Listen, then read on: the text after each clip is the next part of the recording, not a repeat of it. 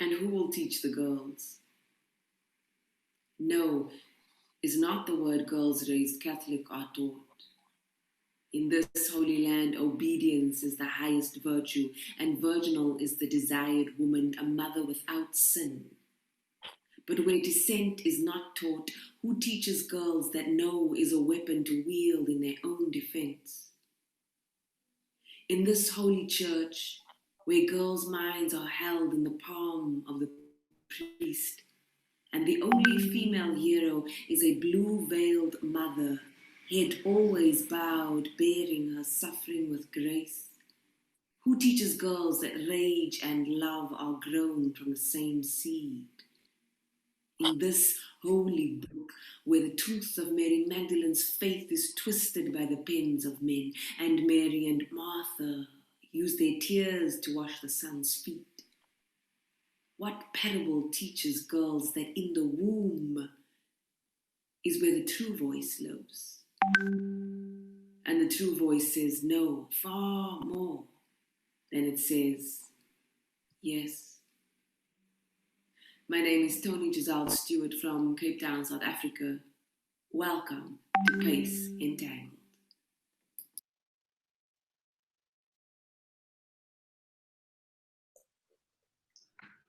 Hello, good morning. Welcome back, those of you who have been with us for the last few days, and welcome to those who are joining us for the first time. This is day 4 of PACE Entangled. We've got a very exciting program today, and before I hand you over to Yvette Hardy, just want to go over a few of the housekeeping that we really need you to engage with. We've got a delegates platform on our website, so if you go to the program and underneath the program it says connect with other delegates, we really want you to engage with that space, because as you know, most of these sorts of events really work when people actually come together and connect. So you can connect through this sort of hangout, which Isabel's showing us now on the screen. So sort of upload your photos so people can follow you. This will remain open after PACE Entangled.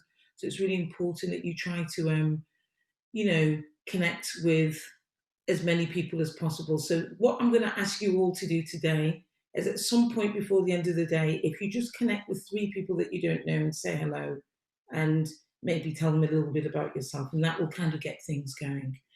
The other thing, area that I want to connect you to is Air Meet. Now, for those of you who've joined us previously, it's an amazing platform, but we just only discovered that it doesn't work so well on mobile phones. So if you're connecting on mobile phones, you can hear what's going on, but you can't actually enter the tables.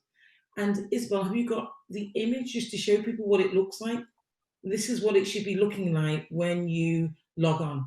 So when you log on to AirMeet, after you've clicked in to go to venue, you will be able to enter a table. Now, each table has up to 8 seats. So if you see table 1 and table 2, you can see there's seats. There's definitely seats that haven't been taken. So the whole idea is you can go and you can chat to people. We also have this really fun session called the Orbit, where you're speed matched with people for 3 minutes. So randomly, the computer does it. It speed matches you to people. So again, these kind of events really work well. And because we're not all together, we were trying to find really fun and inventive ways. And it's really good fun. I had to miss it yesterday because I had other commitments, but I'm definitely going to be there today. So it's a nice way to meet with people, especially if you're a bit shy, you're not good at going up to people. So I'm now going to hand you over to Yvette Hardy. She's going to lead the panel session, and she'll introduce herself and the rest of the speakers. Over to you, Yvette. Thank you. Thanks so much, Nike, and it's fantastic to be here with you. I'm sorry I haven't been able to join more of PACE. It's been looking so exciting, but I'm here today, yay. And I'm here with 5 wonderful, wise women from all over the continent. And it really is fantastic to be able to introduce them to you. We are speaking about disruption and disobedience in theatre for young audiences. And I am the president of Assetege International, which is the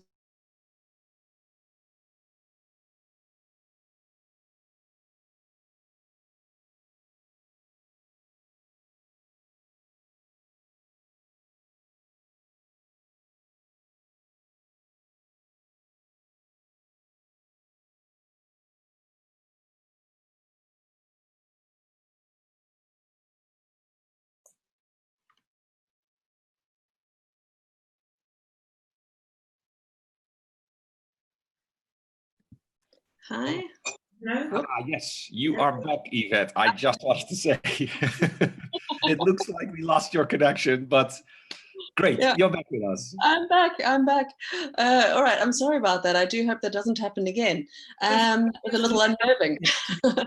But what I was about to do was to introduce these wonderful women who are part of this platform for today. And for today, we have women literally from all parts of the continent, from the south to the north. So starting in the south, we've got Baeletsi Tsatsi, who is from South Africa. And right up in the north, we've got Isra Ghazali from Egypt. And then from the middle, we've got, coming from Rwanda, we've got Carole Karamera. Coming from Kenya, just close by, we've got Grace Wangari. And then coming from our neighbor, Namibia, just to the north and west of us, we've got Veronique Mensah. So it's really wonderful to welcome you all here today.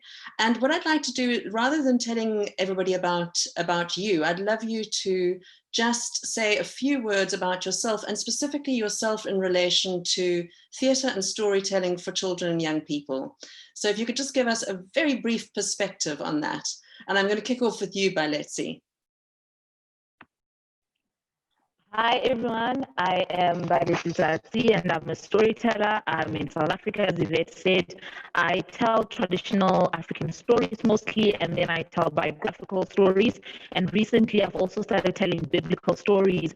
And the reason I'm telling biblical stories is really from the perspective of obedience and seeing it as being a choice, that one chooses to be obedient, even though we are taught in the church that obedience is a must, and not really given that liberty to choose it. So that's pretty much what I do. Thanks, Baeletsi. And can we move ahead slightly north and go to Veronique? Hi. So I'm also a storyteller, writer, theatre maker.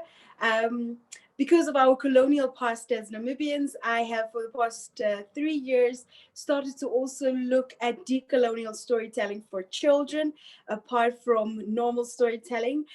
We also, I enjoy storytelling through our folk tales, especially here in Namibia, and wish to unpack it a little bit more. Thank you. Let's go over to Rwanda. Carole. Hello, everyone. My name is Carole Umuringa Karamera. I am a storyteller too. I use different art disciplines to tell stories, sometimes with music, sometimes with movement, sometimes with words.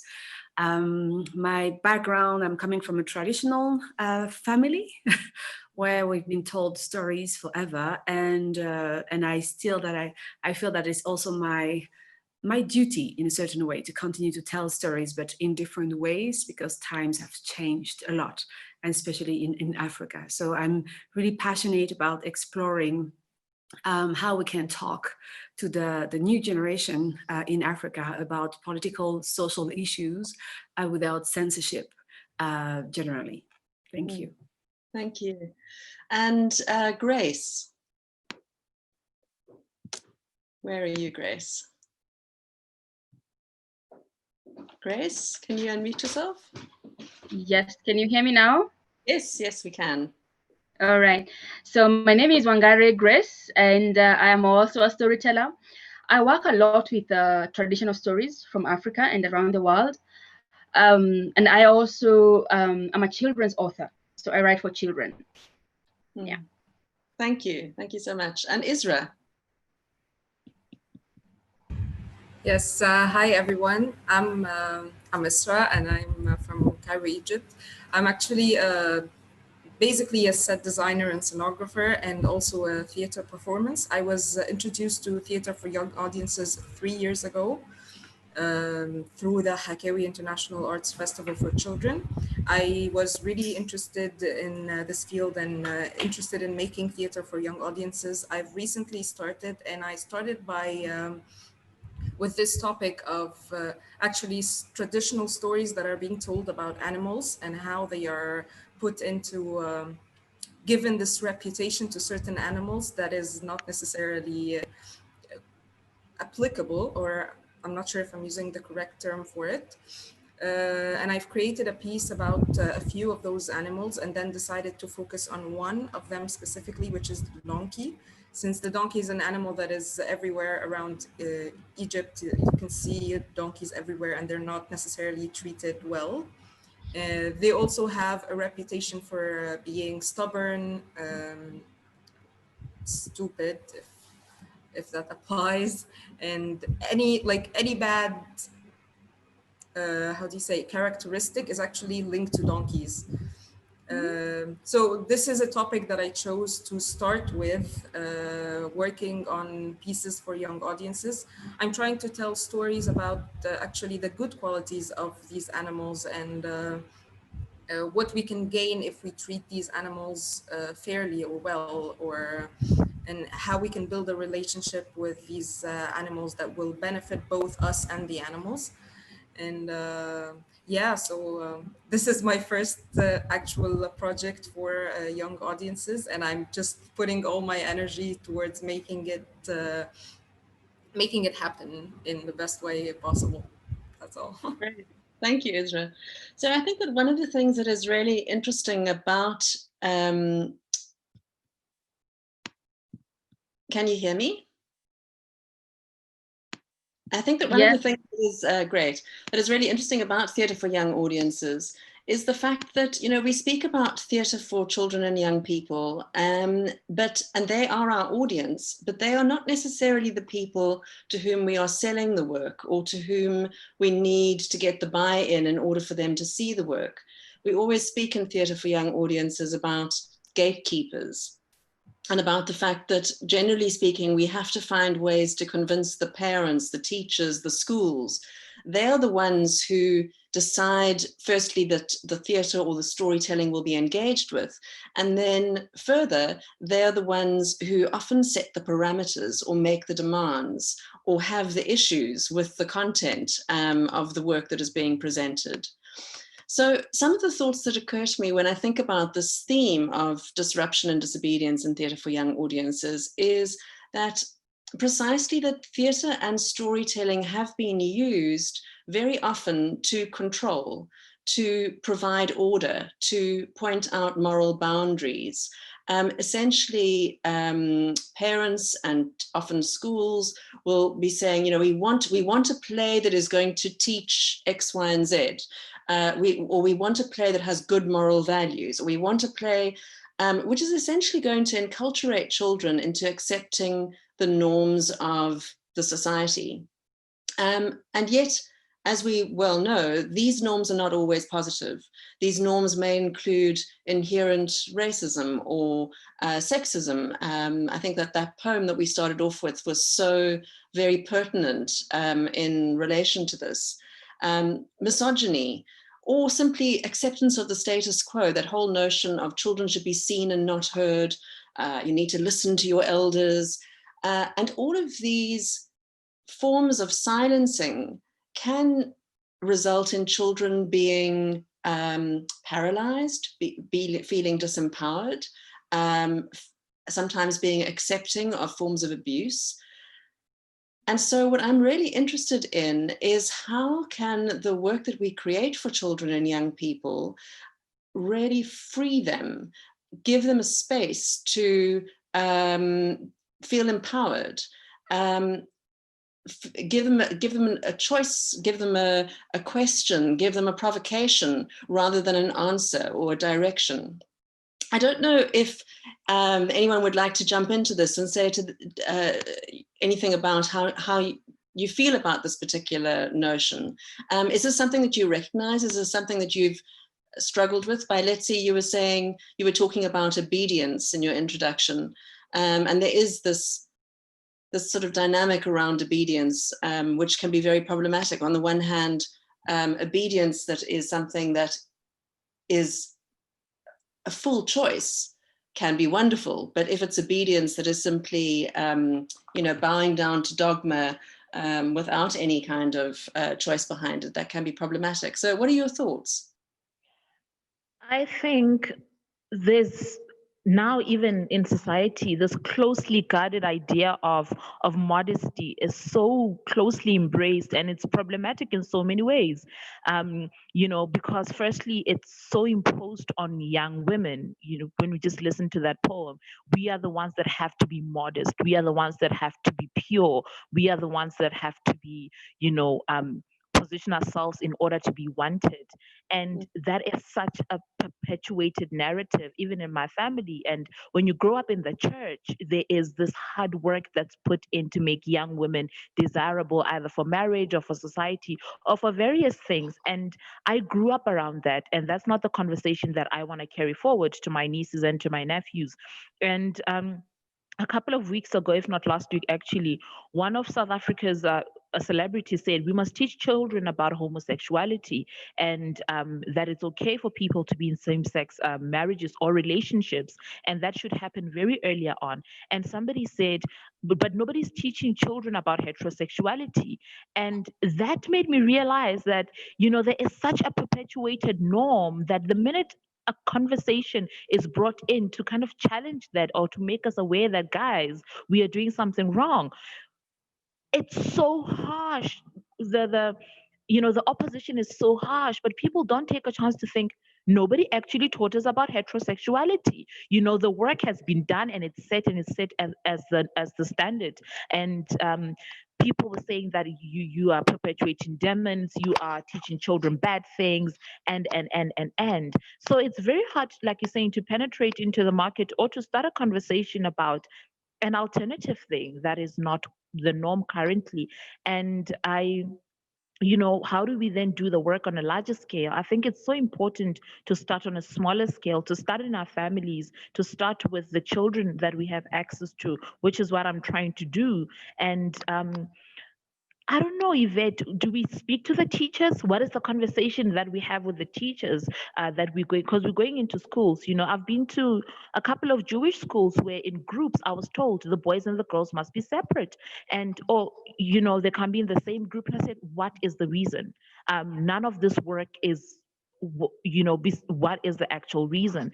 And because children are not provided with reason, and really because us, the storytellers, we're not even provided with reason, it is so important to ask ourselves why does that exist? And I don't think we ask ourselves that enough. Well, let's ask that question. I mean, would anybody like to jump into that? Why is it, do you think, that there is this response, this kind of knee-jerk response, that children somehow have to be protected, or that they, that there's certain things we must talk about and other things we can't talk about? Where is it coming from? Is it coming from fear? Is it coming from, where is it coming from? Carole, what are your thoughts?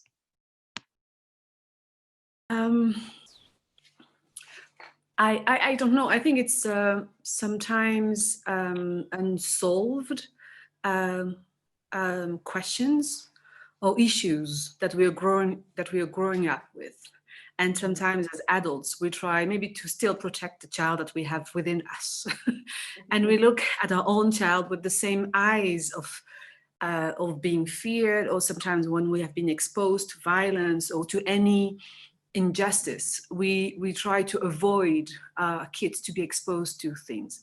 But we only learn by being exposed sometimes to the bad or the good things. So what I feel, it's sometimes we, as adults, we decide how to organize what is easy to eat, to digest for the children in function of the age, the social class they're living in, the place, etc. when we interact with them.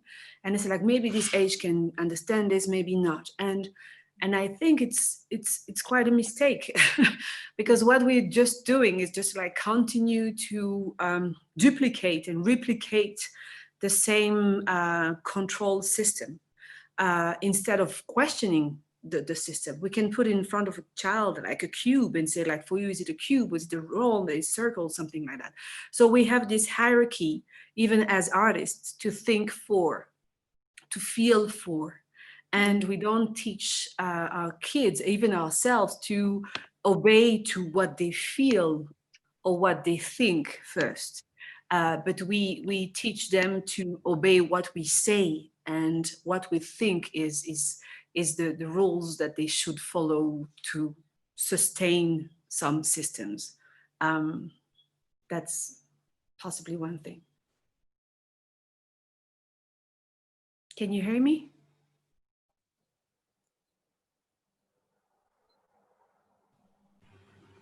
We can hear you. I think we lost Yvette again. Oh, Okay. yeah, she was frozen. Yeah. I'm back again. I'm sorry about Yes, where is she? Yeah. Yeah. I'm going to keep my Sorry. camera because I'm not sure what's happening here. I don't know whether it's the weather. We've had a lot of rain in Cape Town, but I don't know. Anyway, I'm sorry about that. I heard the first part of what you were saying, Carole, but I'm going to assume that you finished saying what you were saying. Yes, I did. and pass it over to Isra, because I know that what you were talking about when I dropped out around these kind of controls and the fear that you were describing. You know, it's something that, Isra, we spoke about quite a lot when I was with you in Egypt earlier this year. And in terms of the changes that have happened in your society, which have been quite extreme over the last couple of years, I mean, where do you think how do you think children are viewed right now, and how are they engaged with in storytelling, in theatre? What are the kind of either restrictions or the freedoms that you have in that space? Well, okay. The thing is, I think until now, we still have a lot of artists with the background that they should always deliver a message, like a certain message through their work. And I think it's very restricting. Like, what I'm trying to do from my end and in my work, I always try to make it in a way that it's a kind of conversation, where I'm just asking the children what they think about this certain topic and why do they think that this idea came from. And what I found, actually, because I got to actually introduce my work to a group of children in Upper Egypt just last weekend, is that all the answers that came from the children were replicas of the same things that we heard as children, that we were told as children. And in this situation, I'm talking specifically about the topic that I was discussing, which is the donkeys. And what do you think? Like, my question was, what do you think about donkeys? What can you say about donkeys? And they all said the exact same things. They don't have a brain. They don't think. They're stubborn.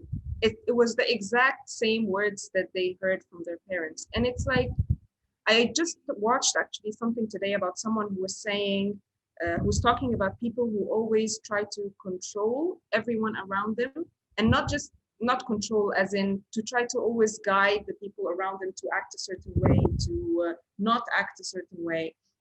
And how this reflects on how this actual person is unable to control themselves from within, or has something out of control inside them, so they feel like they need to control everything else.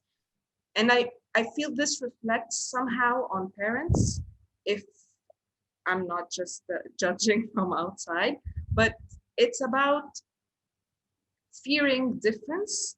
And when we see that the children are acting differently or having thoughts that are different from our own, it somehow freaks us out and makes us feel like this is going into a direction we don't know where, so we better keep it under control and keep it in the same path or direction like we are. I sometimes feel like we don't fully understand children, or actually give ourselves the chance to understand children or where they're coming from. Instead, we just direct them. to becoming like us because this is what we know. And we don't know how to deal with anything otherwise. So I think it's a very good topic to actually discuss with people here in Egypt, especially artists who are doing work for children and with children, on what kind of topics can we talk about with the children, or can we present to the children, or are there topics that we can't, and why can't we? Are there, if the children will accept what we are talking about and really understand it. And it's really very hard to actually break through this wall the children put by just repeating things that they've heard. It was very hard to actually get a real answer from the kids about something as simple as, what do you think about donkeys? Yeah. Because they only think what they've been told. And yeah, and for me it was, or at least this is something that I hoped, is that after the performance or the conversation that we had, that these kids will go outside, and when they look at a donkey, they will start to think, what if? Just as simple as that. That's all I hope would happen. And yeah, so that's all. That's great. I mean, I think that what if is such an important phrase. It's really at the heart of drama, isn't it? You know, it's the what if, the possible, that little chink of possibility. I think if children are brought up thinking that the world is unchangeable, that's a very dire position we're putting them in. But if they believe that it's possible to have a what if, then they start to become kind of actors in their own lives and actors in their own environments, and they feel that it is possible to make change. Wangari, Grace, you were talking in some conversations that we had by email before about how you feel this tension in your storytelling around wanting to pass on the tradition, wanting to stay true to the script in some way, but then on the other hand, also wanting to be able to reflect the perspectives that children are engaged with now. Do you want to speak to that a little bit? Yes, you're right. And I think first, agreeing with Isra, what she's saying about parents maybe wanting to protect, or the teachers wanting to protect the children. But then I think the other side comes from the belief that the children do not know these things that the story is introducing. For example, about 3 years ago, I was part of a group that was organizing a festival, and I was dealing specifically with the children's program. And I had brought in this group that was doing poetry, that was doing puppetry. And it's a group that I have watched in the past, and I know their shows. And although I had not watched this particular show, I knew, well, I can trust them with children. And as I'm running around halfway through the show, a teacher comes and tells me, oh, no, our children cannot watch that particular show. When we registered, we didn't know it was such a thing. And I asked, what's happening? What's this strange thing that is happening, that is being shown? And he was telling me, no, the puppet show is about HIV and AIDS, and our year threes don't know these things. And because I know it was in it's in a pretty big school here, I said, okay, that's fine. We can bring out your children, so we don't cause problems. But then we went in, and then he was trying to tell the children, oh, can you come out? I don't think this is relevant for you guys. And the children actually saying, no, we're actually enjoying this. And afterwards, when we were doing a review, because I went back now to the school and said, okay, so how did the children see the performance? I'm sorry if we caused any issues with the parents. And he was telling me, well, it is really not the kind of thing we would teach our children here. And yes, we know our children are sheltered, but apparently it raised a debate, that the children came and they were asking questions about HIV and things. And we realized that they actually knew more than we thought they knew. So that's something else, that we may think we are sheltering the children, and yet they know some of the things. And it's actually better if the information comes from you as the adult, of course, as opposed to them hearing things that they can't verify. Now, as a performer, one of the things that happens is that I work about 90% with school-age children, so kindergarten all the way to high school and university. Now, when you come to a school, most of the time you're given a theme. You're told the theme of this particular, event you're coming to is X, or we're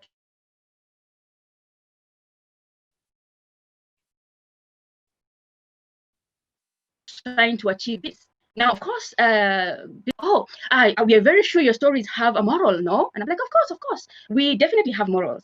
So yeah, they're like, oh yeah, so make sure the children learn what the moral of the story is.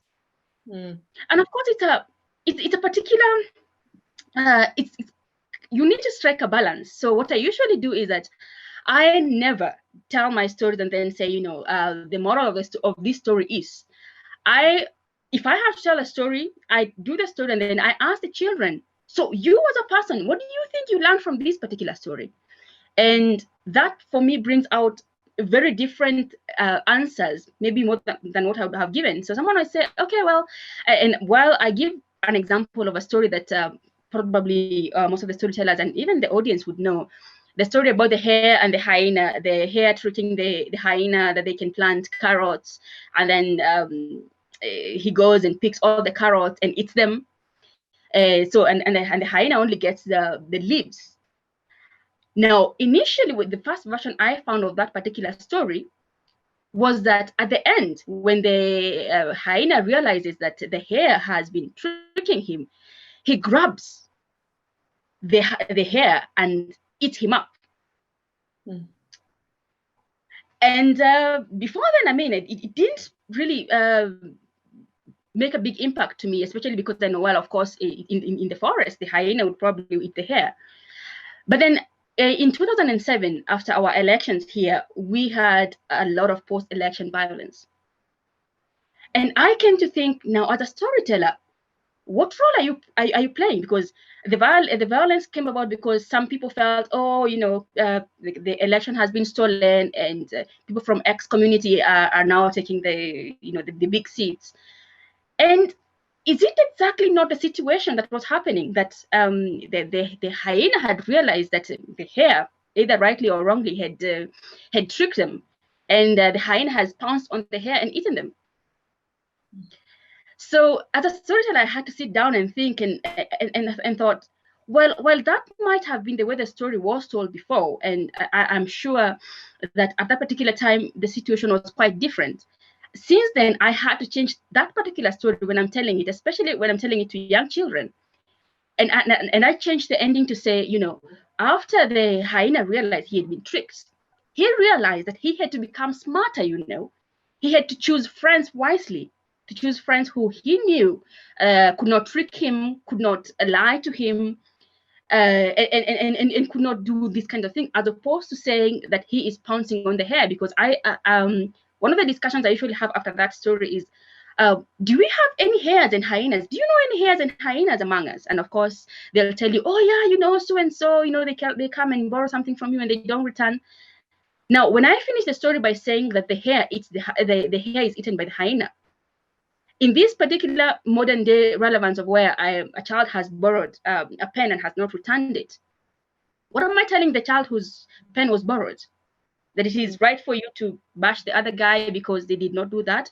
So I have found for me that one thing, I have always to always look at what is this story teaching, and am I comfortable as a storyteller teaching this either directly or indirectly?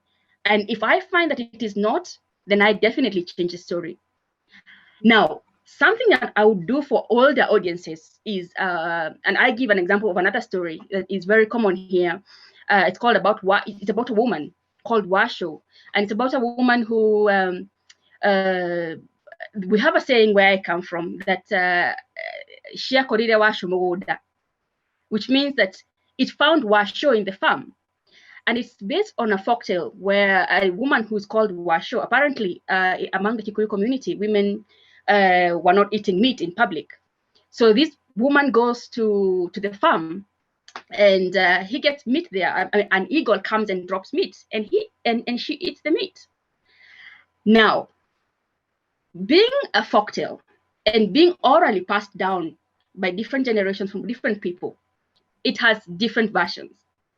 So, for example, there's this version that says that Washo had grown up as an only child, and as such, the father treated her as a son, so she would eat meat with the family.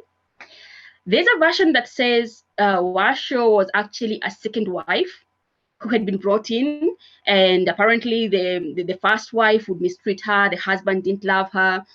And so when she goes to the farm to dig on this particular day, some versions say, you know, they had had a quarrel with the husband, and she decided to just go because the elders were deliberating about what we do with this woman who loves eating meat. The other version says that, you know, because she knew that the husband and the first wife would not even share the meat or enjoy the party when she was around, so she went.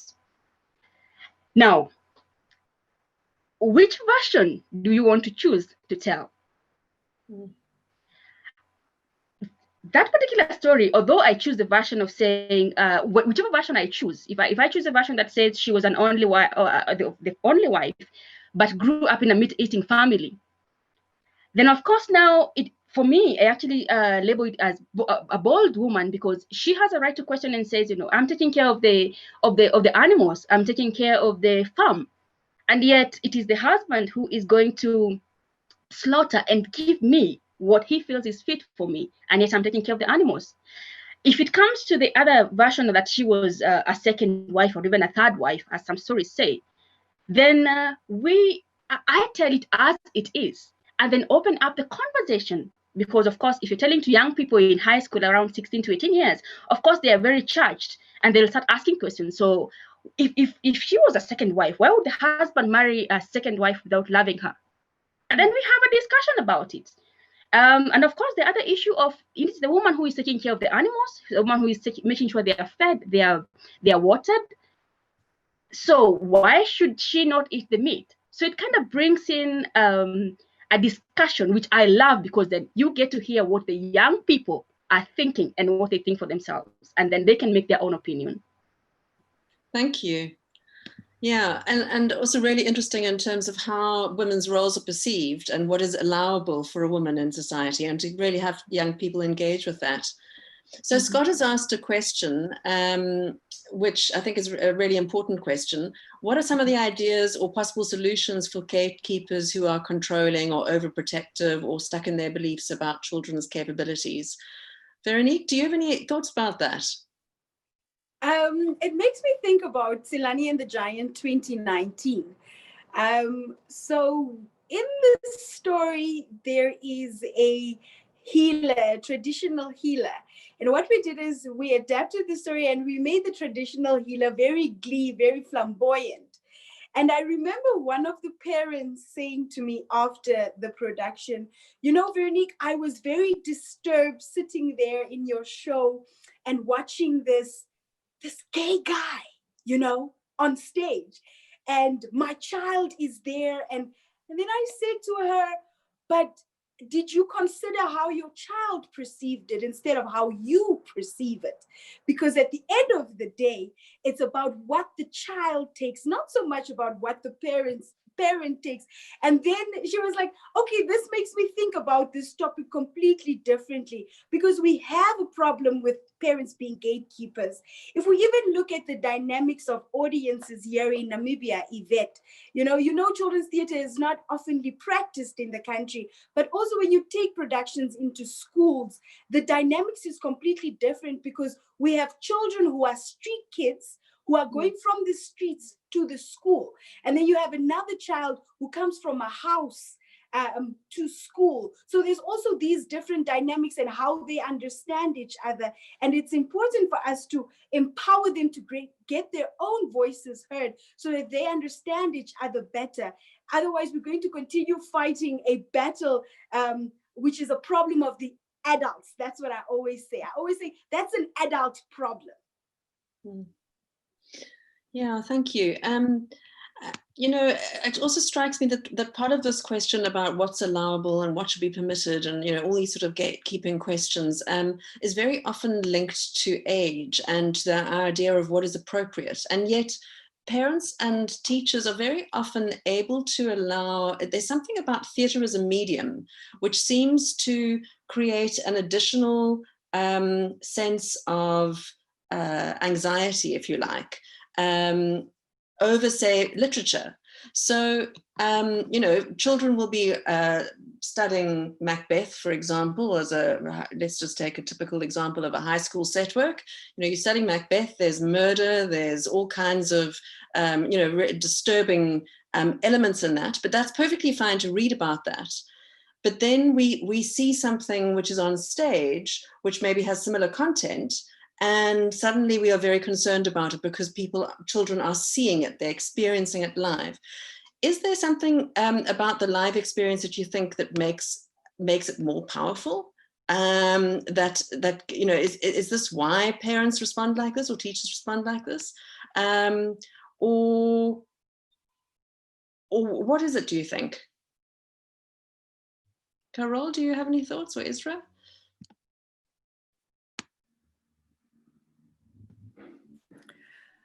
I think it's what I feel sometimes with the especially traditional culture is when you try to go against, sometimes you get nothing. Means that it is as if you have a burial, you know, at home, and it's completely calm and people are in the front and silent and everything. But when you go at the back of the house, you see people laughing and drinking and talking, and so it's a different perspective. Sometimes you have to go around the house to find another door when you can get in. So what I feel a lot with gatekeepers, because in my country, in Rwanda, we are really disciplined people. So the question of obedience is not even a question. But it doesn't mean that that stops people to think. It means that when you think and when you see that people sometimes have a better understanding or can take you to another place when you never thought that you could go, then you follow them. It doesn't mean that you are, you know, that your heart or your brain is not functioning anymore.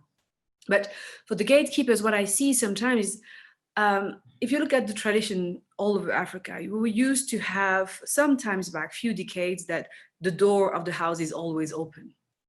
If any foreigner is passing by the house, you welcome the person and you give milk. And if the person is coming at night, you even give your own bed. That's not so far ago. Now we said that to be and to keep our children secure, we need to close the gate. We need to have security system. We need to avoid the foreigner, etc., etc. So sometimes what I try to do with the gatekeepers is just to try to reopen those doors and those gates, security gates, and say like, not so far ago or not so far away, this is how people were used to, or people are doing it. Do you think we can try this? Or sometimes it's just to welcome their fear and not saying that they don't have sense or they don't have meaning, because you sometimes can, you know, emotionally block somebody in front of you because you not welcome what they feel, and the feeling is a feeling. It's nothing to do with facts or something like that. But trying to say, okay, where it's coming from and how, and especially with sometimes directors, teachers is even worse, because sometimes you have this hierarchy of the teachers say like, I can't think by myself. I have to refer to my director to know if, even though I think it's good, I can. So is this, at each level, you just like lose your own personality in the process of approaching the child sometimes. So it is not an easy way. Sometimes you can just like force the door, and it's happening sometimes.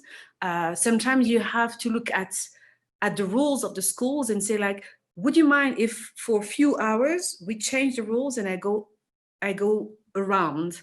And after I would explain to the kids that I'm just like breaking the rules, like that they will remember the rules. And then they say like, okay. So it's possible sometimes. It's the way that we, and especially in schools, we reinvent even that space, which has walls and rules and systems which go beyond the only fact that we bring theater in schools. Sometimes it's so heavy. So sometimes how do you pass by the window to talk to the kids instead of passing by the door? How do you, you know, it's challenging, but I think it's sometimes incorporate and take them, you know, and say like, I think I can do that with you and not against you or not without you, because at the end, when sometimes kids are living maybe your play, what's happening is the teacher saying like, no, what you thought is wrong, this is happening too, and you don't want that to happen after the show when you left, because this is when the kids finally seeing like, okay, what my feeling, my impressions are not valid. And that's the worst thing for me that can happen to a child. But sometimes when you're gone, they close the door again. So if you want the door to remain open, then you have to think about the entire structure. and that's not an easy thing, but I think it's something that we should sometimes not be naive not to consider. Maybe I go following the rules because this is my culture too. So I'm trying also my best to analyze what I do. But it's really this relationship. I think this is what we would like to challenge sometimes. It's also the relationship that the child has with the teachers with the directors with the art with the schools, and the schools with the system and the social, etc. So even though we bring only one play, what we're trying to do sometimes is to reimagine those relationships, and maybe like even if they remain the same when you leave, at least you say like people, they will look at them differently. They will have different colors because you pass by. You can't change everything in once, but they will have different colors, or everybody will maybe move just a bit. But at the end, if you come back, you will see that the mountain has shifted a bit, or maybe it's a visual impression, but at least it's something that is valuable for the people that you try to interact with. Thank you. I think that's so important and so powerful, this idea of really shifting, using theatre as a space that kind of shifts things for relationships, for hierarchies, you know, for even the way we experience space. You were just describing what you do when you come into schools, and I think that so often our schools are so bound by the spaces and the ways those spaces are configured, and they speak all about the power that are in the relationships. And if we are able to transform those spaces in creative ways, that in itself can be incredibly empowering for young people. So thank you for those thoughts. Baeletsi, do you want to come back in here? I'm trying to find you on my screen. Are you still there? I'm suddenly not seeing you at all. Okay, well, let's go. I can see Isra. So Isra, you know, I'm just thinking about Akawi Festival also. Do you see that as a festival that is able to kind of shift traditional spaces for children and young people at all? Give them a new sense of what is possible? Well, to an extent, yes, I definitely think that, because this is actually what it did for me. Before I was introduced to Hakawi, my idea about theater for young audiences or storytelling for young audiences was making silly faces and trying to talk down to the children, funny voice and fairy tales and yeah. And then when I was introduced to Hakawi, the interesting thing about Hakawi is that they always try to bring in different forms of art for children and works that approach young audiences differently from what we're used to or what we know, and the traditional Egyptian way, if I can call it that. And so yes, I really do think that, and there's always usually a few parents who are questioning the performances that their kids just attended, or mid-performance would say, why are you showing our children something like this? And this is not like us, this is not our traditions. And so it starts this conversation with the parents. And there were a lot of works actually where there was this question of how will the audience accept this piece? How will the audience look at this piece? How will they react? And we're, most of the time it's surprising actually, the reaction that we see from the audience, or especially the children, and sometimes the parents surprise us as well by being more accepting than expected, honestly. Because here it's a matter of still the tradition and don't introduce strange ideas to our children. And it's about us adults not wanting to question the values or the morals that we've been raised on, that we've been taught since forever. So it starts this conversation with the parents on why do you think they should not watch this, or what do you think they got from this, and let's ask them what they understood from this piece or what they felt about it or how they saw it. And there's always like a small talk with the audience after the show where they are asked what they thought and how they perceived the performance. So I really do think that it's a really how do I call it? I would say good is the word at the top of my mind. It's a good space for the children that is not really very available in Egypt, especially for young audiences. I mean, experimenting and questioning everything and experimental art is actually getting bigger and bigger in for adults. Like the field is, there are a lot more artists experimenting and questioning things, but for young audiences, not so much. So I really do think that Hakawi is creating a really nice space for artists to okay, I lost my words, but to introduce, yes, to have conversations with children about something that is not traditional and to question traditions and ideas and what they are raised to believe, and yeah, to just question and wonder and think about things and have a conversation like a grown-up, because we always talk down to children somehow. We always think that we need to simplify everything and to make our voice a little bit more squeaky for the children to accept us. And actually what I learned is that children actually find that really silly and stupid, and they just stare at you like, why are you talking to me like that? Yeah, so it's about respect, isn't it? It's about really respecting the child as an equal, as a cultural citizen, as someone who has ideas and responses and perspectives, and really taking that seriously. I believe that Baeletsi is back with us, so that's fantastic. She also dropped out for a little bit. Baeletsi, I feel you. It happens.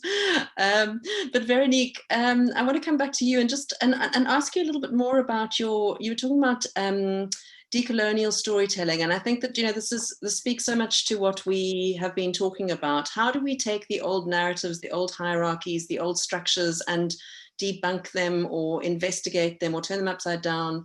Or return to the roots of who we are as people, what our identity is, in ways that kind of strip back processes like colonialism. So tell me a little bit about what your journey has been with that.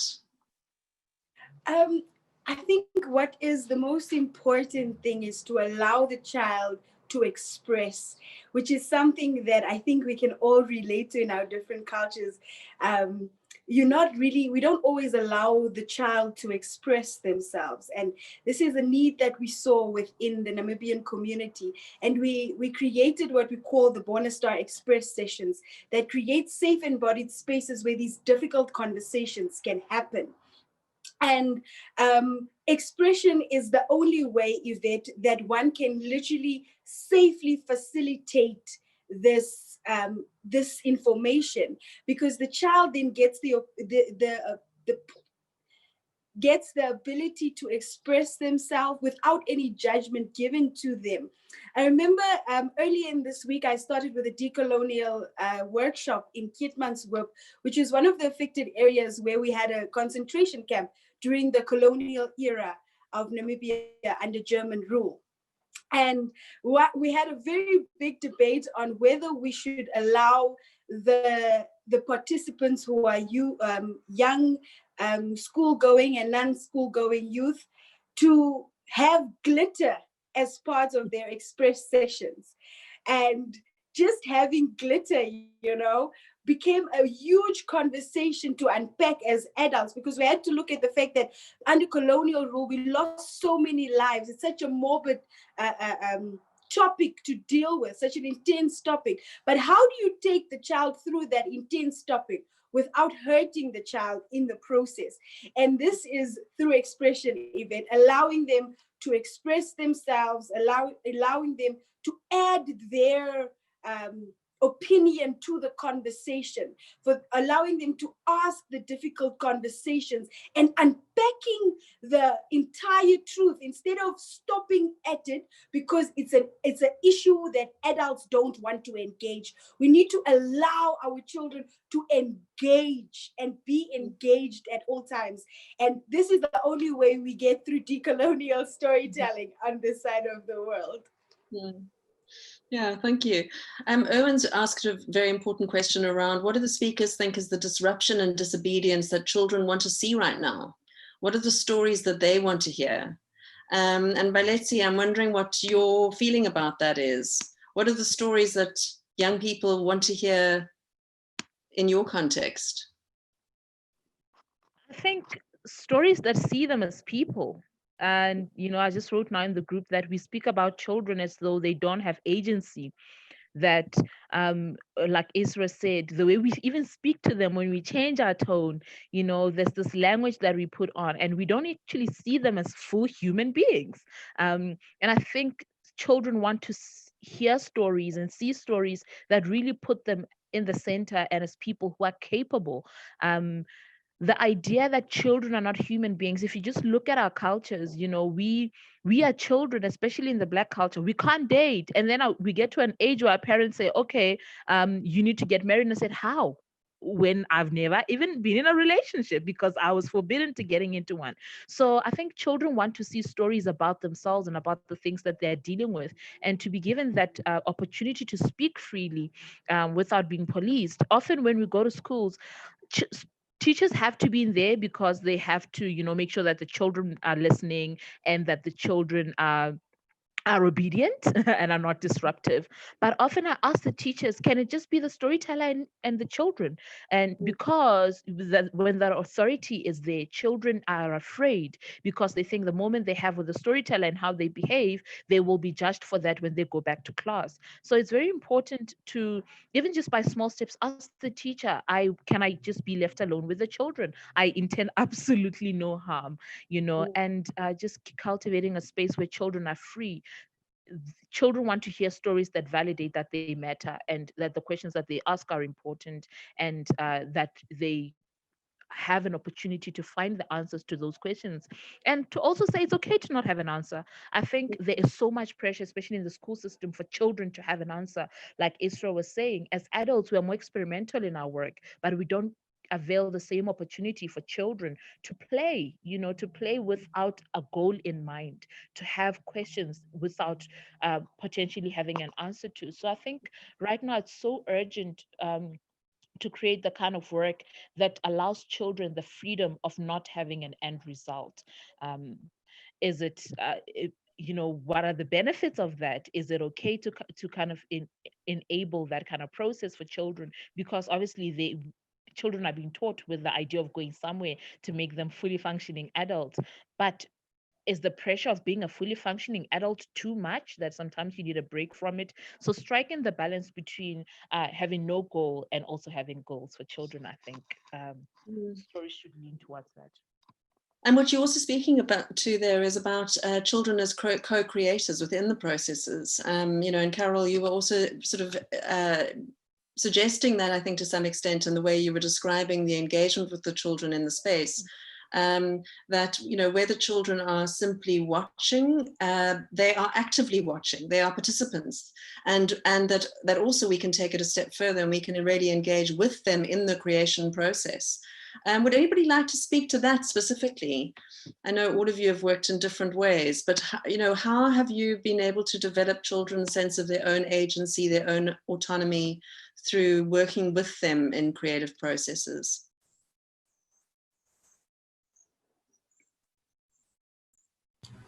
Yes. Oh, no, go. Okay. Well, from my very small experience, and also again, I will refer back to my only project. So doing this project, I was, and the first part when I was working about, when I was focusing about a few of the animals, I started to ask every child I met, or all the children that I know in my family, and I asked my friends to ask the children in their family of what they thought about these animals. And I actually had them record the children's answers for me to get a better idea on what the children actually think about those animals. And then I collected all those recordings, and with the help of Afka, who organized Hakawi Festival, I was able to have a small workshop with one class of a school where the children came in, and we started to have this conversation about the animals, and I asked them what they thought of these animals. And I asked them to draw the animals from their perspective, write down a small line stating what they thought about each of the animals. And they did, and we had a really interesting conversation, and I tried to record as much as possible all the things they told me. And when I started working on the piece itself, I thought, why not actually present what the children had said about these animals, what their thoughts were. So at one part of the performance, that is still, by the way, a work in progress, it's not by any means finished, but I decided to use the drawings the kids created with the help of a friend of mine. She started to animate the drawings a little bit so that they are moving. And we played with the recordings of the children, saying things that they thought about the donkeys. So the kids would say things like, he helps people, we see him being dragged, gets beaten a lot, long ears. And they would say really random things, just whatever they thought when they heard the word donkey, they would say it. And it was very interesting. The end result of that was very interesting. And it was interesting because the children in the audience actually said the exact same answers almost as the ones on the recording. So it kind of felt that they were part of the performance. And lucky enough, we were actually, the first time we performed was in Armenia, which is a city where a lot of the recordings I used came from. So it felt like a lot of the children in the audience are actually the ones who just spoke, and they just heard themselves, and they are probably not even aware that it was them in the recording.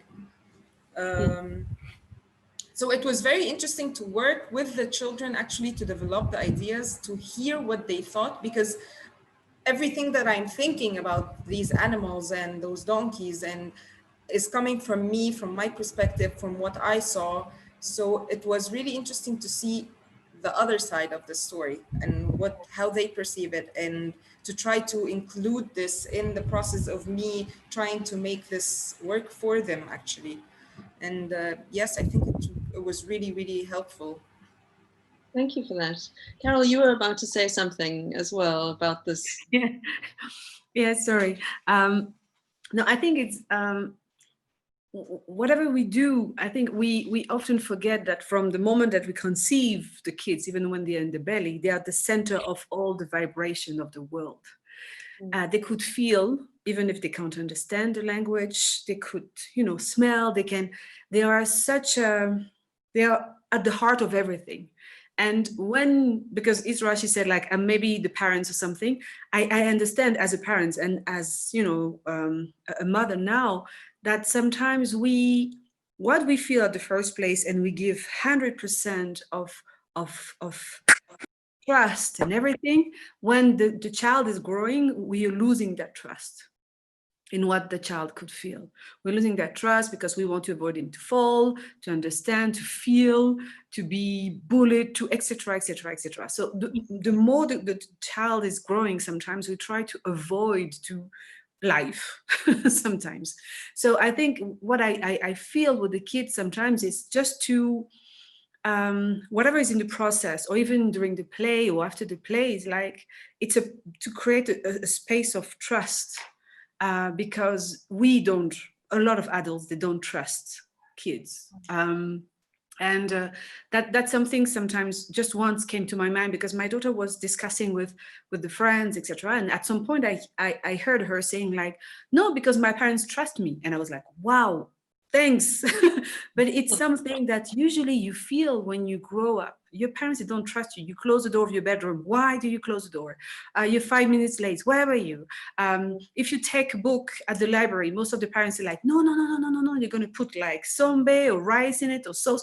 So there is a lot of place when you don't trust kids, basically. So while in the process of creation, I am trying to, even with actors themselves, say like, how could we at each point when we develop artwork invite the kids and discuss, as you did, Isra, with the kids about what they feel, what they think, and to question and then to participate in the creation transformative process. And the more sometimes disruptive you could be, the more you have also sometimes results. I would just take one example. When we started the library, because we are coming, like most African countries, from oral, the entire world, in fact, oral history. And then when you have books, parents and teachers say like, they will never read. Kids that don't read, like, really? So we went to schools and asked only directors, we didn't talk with teachers. And we took kids and teachers like hostage in the classroom. So didn't know where you're coming. We come in with, storytellers, you lock the doors, you tell stories, you force them in a way to enter into a space that you don't have time to think, you don't have time to, and then after you just unlock and say like, if you want, you go out. Nobody's going out. Everybody's questioning what's going on, why you do this, why this story. And in terms of decolonization, because I think it was Veronique talking about this, I think the way also we present things in artwork are also colonized in a way.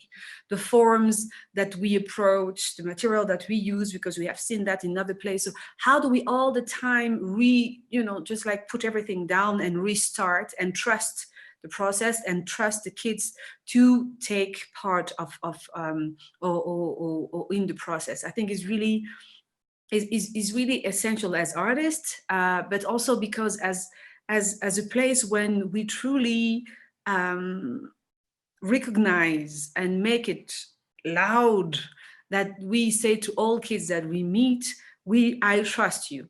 Your place in the room is as important in the place as anybody else. Even if you don't express yourself now, I can feel, I can see that you see, I can hear that you hear, I can hear that you feel, but it's really that thing. And in this moment, especially when we can't perform for kids because they are the one who are the center of this global crisis, this COVID has disrupted everything. And suddenly they are the heart of the family again, because we don't travel, because we have more time, because we are working remotely from home.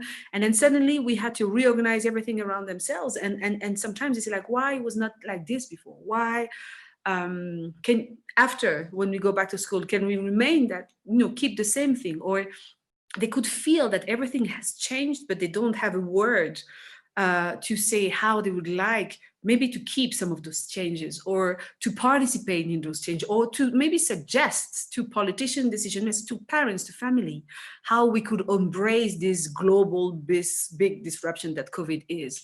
And again, what I feel now is just they are again at the center of this injustice, because they can't go to school, they can't have the 3 meals as usual, they can't. And again, we're just waiting for the schools to reopen, and then we're going to throw them quickly because we want to be functional adults. I don't know who said that, and productive adults again, because it gives sense to our lives. And the kids will be again on the margin of our lives.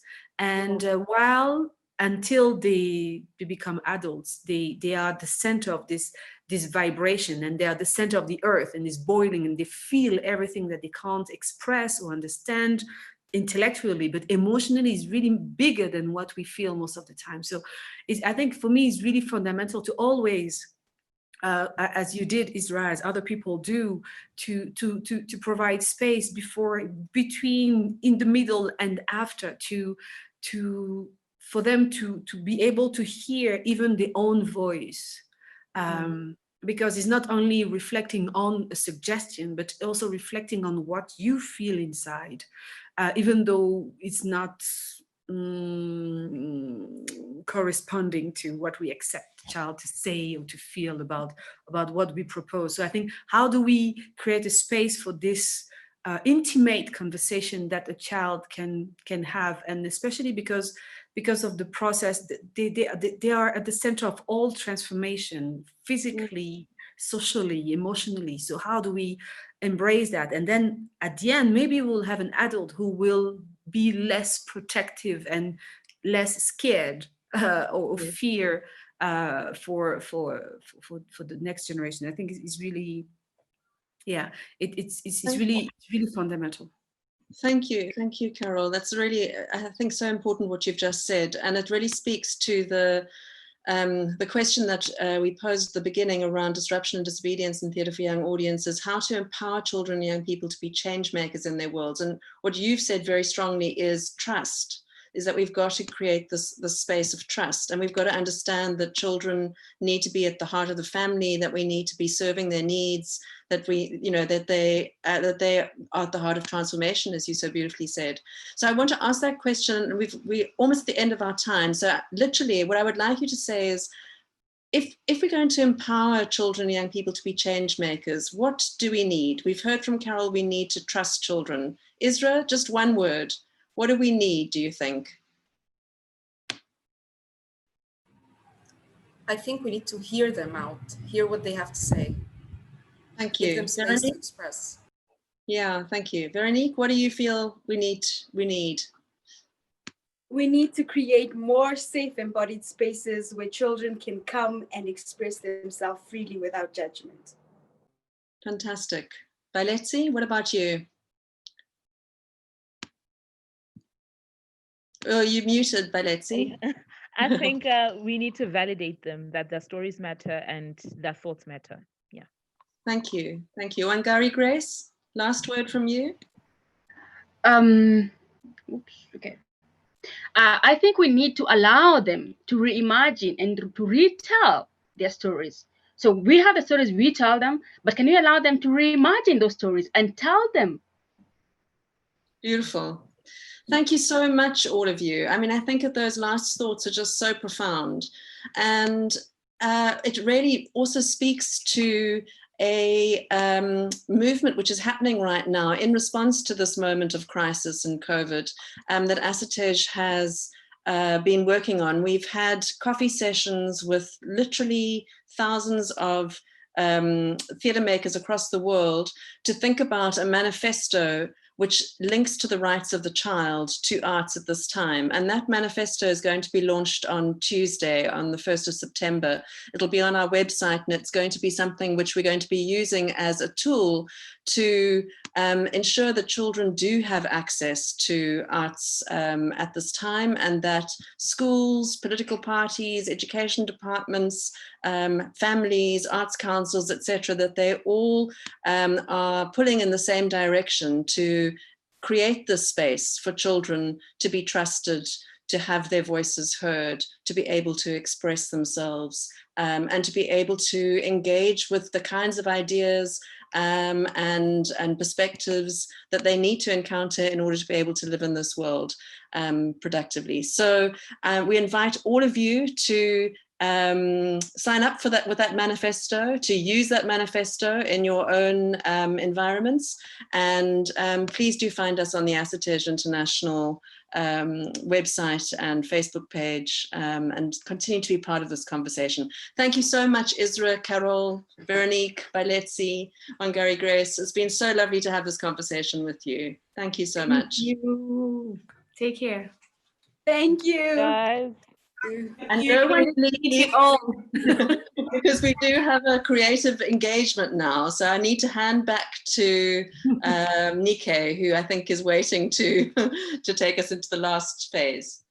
Thank you all. What a fascinating panel, and such wise words coming from across the continent. It's very, very powerful.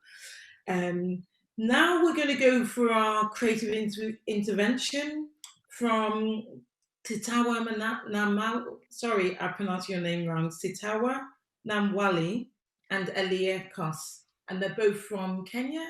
And are we ready to take them away? Thanks very much. Everyone turn off your cameras and your mics, please.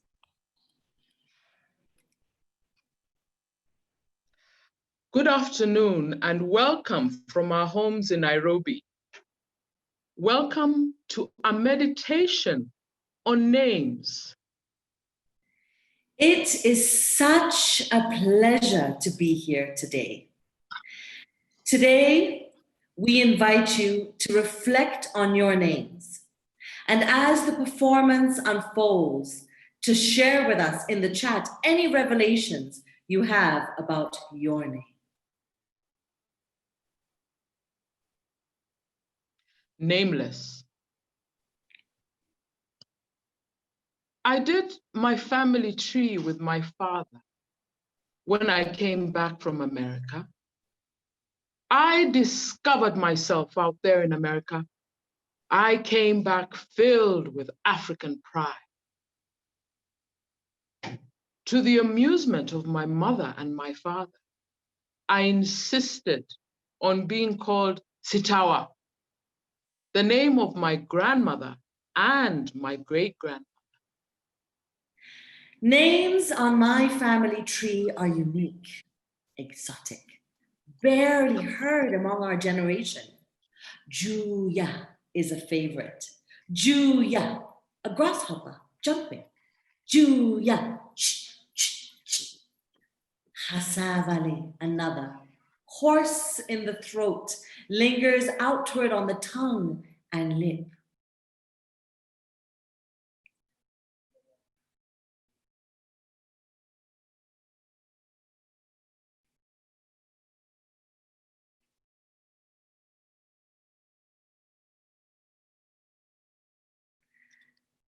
Some names. The beating of a drum. Golongolo! Hot metal falling. Musical names, onomatopoeic echoes of meanings long forgotten, greater than mere names. I can't quite hear a child of mine introducing himself today with, hello, my name is Mkolongolo, and I am a financial analyst with Citibank. We used to name after dead ancestors who sent a sign when they wanted to live again. But amongst those with whom I walk this earth, tradition has become distorted. It appears only a few ancestors ask to be reborn. Most seem happy to stay dead. But is that unlikely? The truth? The truth is we have lost our connection with our ancestors, and nothing is more graphically telling than the diminishing catalogue of names we now choose from. Most of us have no knowledge that we have genealogies in the first place. We consumed the story of Africans with no history, a fable constructed to steal our land. A people without a history are no better than slaves, we proclaim, as we vanish, our forebearers, in our collective forgetting. What about a people with alien names? Just over 100 years ago, strangers came and took away our names. Then they gave us funny ones. Some we can't even pronounce. What is your name? Me? I am named after the Queen of England. My name is Sabet. What is your name? My name is Fuepe. Fuepe? It's Phoebe. I travel to Britain and people ask, what's your real name? But you are the ones who made me take that name. How can you pretend not to know? Your people came and said with our native names, we could not know God. I don't say this out loud. I just think it to myself. It makes me wonder. The children of those original antagonists have lost the history of our connection. They don't understand my anger. Did they ever? After independence, the myth of a people of no past took on the proportion of legend. It was passed on unchallenged, repeated in schools all over the new land of free people by a generation of African teachers who knew better, still had memories, could not possibly believe what they taught, but repeated the myth anyway. In the same way, they taught geographic facts, is how they repeated the myth. Speak discovered the source of the Nile. Livingstone discovered Lake Tanganyika. In its repeating and repeating and repeating, the myth became true. We no longer sought to know a thing that did not exist. The names of our ancestors, we killed off our ancestors. As if we're ashamed. We erased our history. Now it really is true. We have no history. Do we?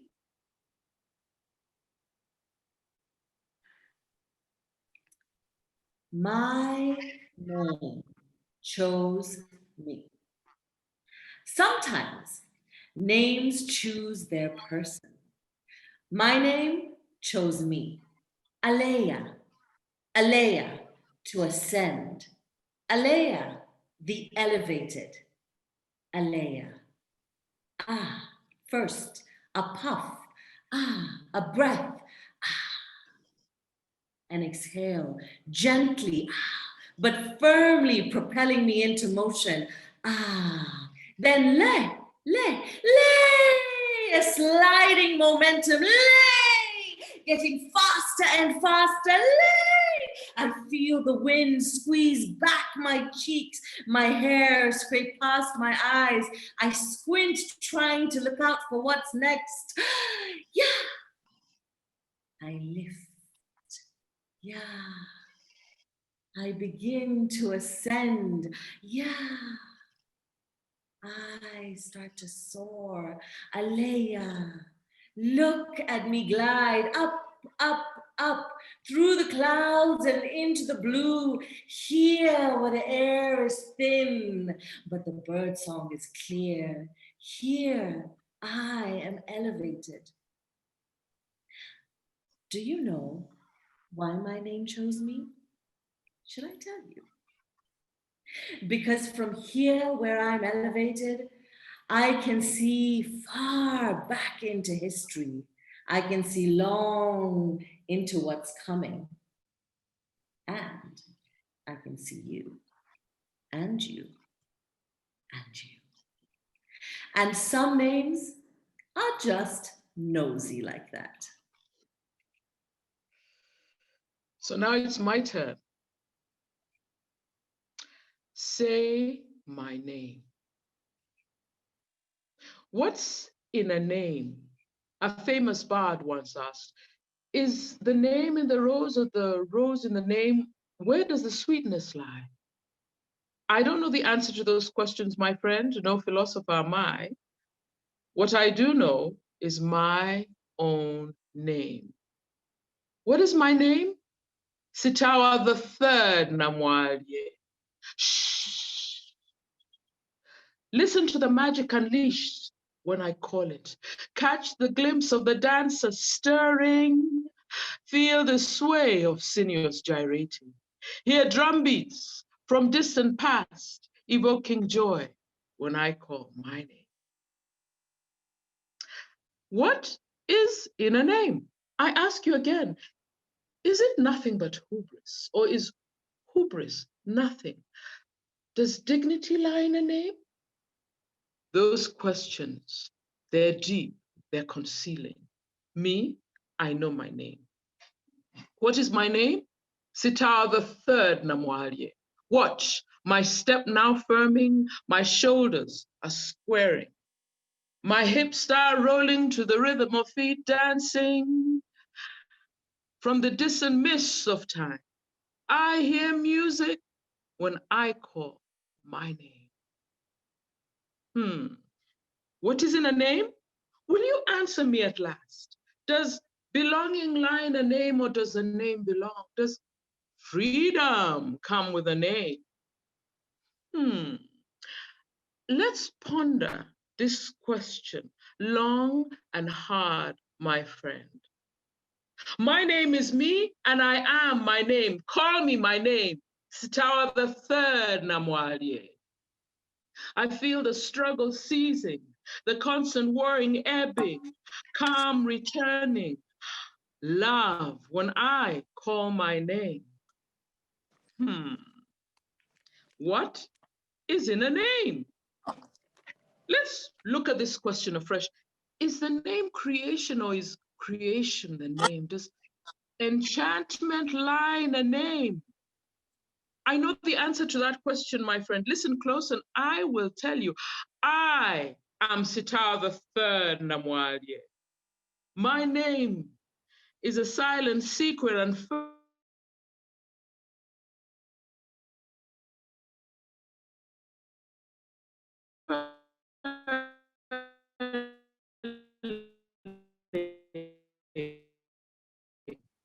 a well of wild effervescence forming. My name will your name.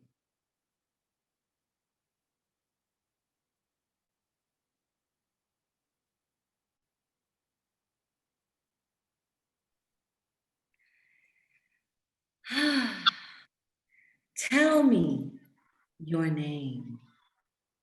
Does it call you? Tell me your name. Does it speak you? Does it hear you? Does it feel you? Does it love you back when you call it out loud in the night?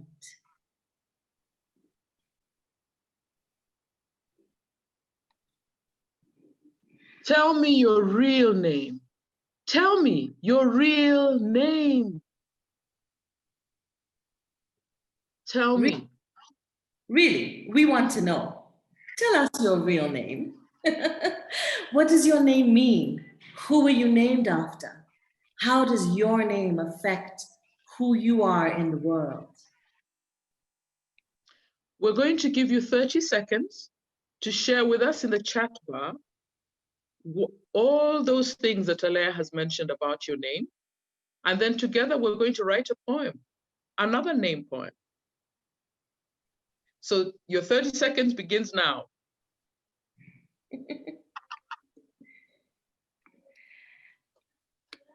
Oh, the time pressure.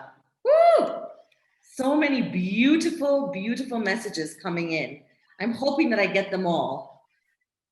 Isabel, if we could ask you to kindly share the screen, and then everyone can see what it looks like as we construct this.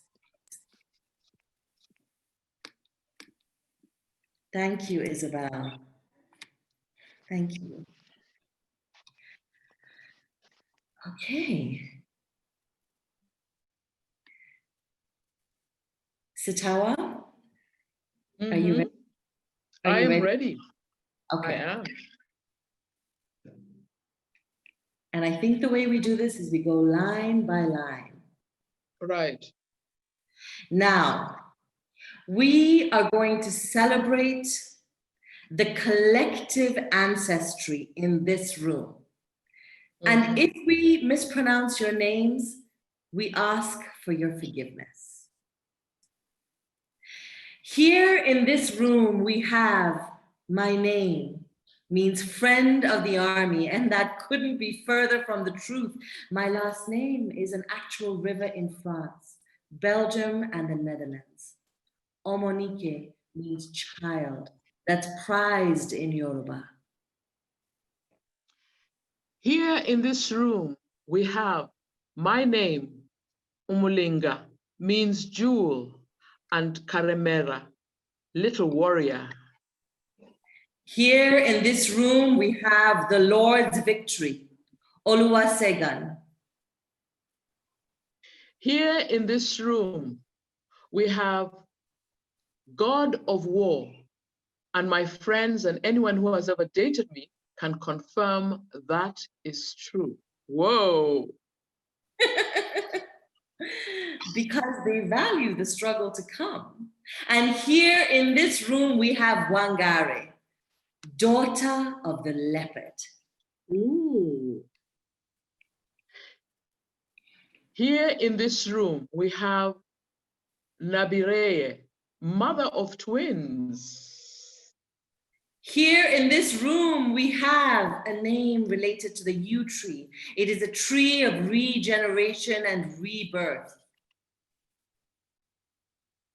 Here in this room, we have Ayodeji, means double joy.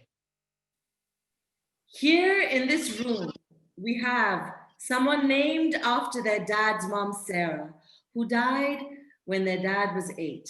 Even though she never met her, I feel her through our names.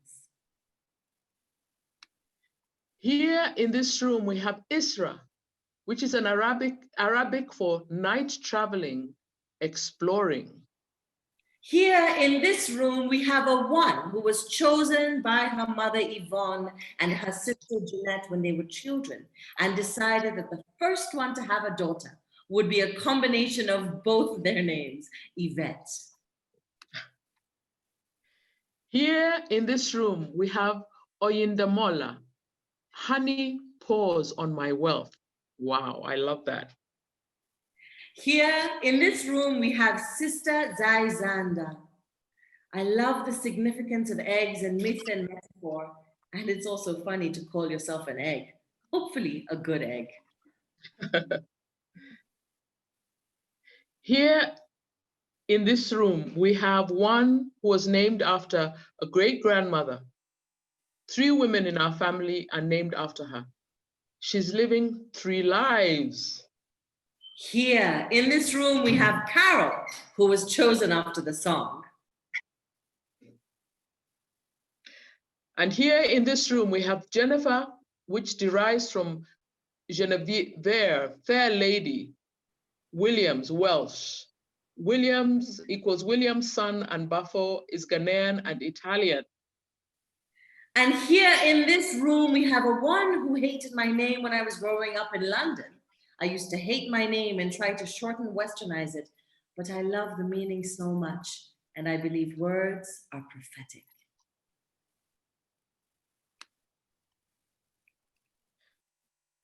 Here in this room, we have someone who resonates with Baeletsi.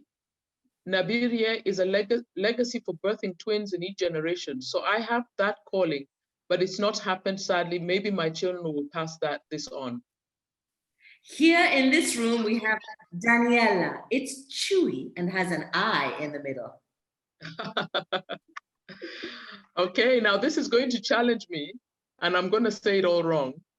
Here in this room, we have Sinenalanlaha, which means my family were lucky to have a child like me, and I will pass luck and positive energy wherever I go. Here in this room, we have Bolaji, Yoruba, for I wake up in glory. Here in this room, we have Jonah, who was taken from the Bible by Hosea's grandfather to block his northern Nigerian identity at a time when they couldn't find jobs in the South. Here in this room, we have Mercy. Don't test time. Twins can still come.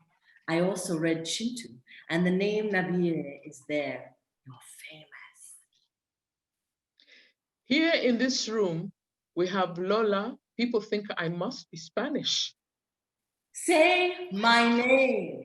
Say their names.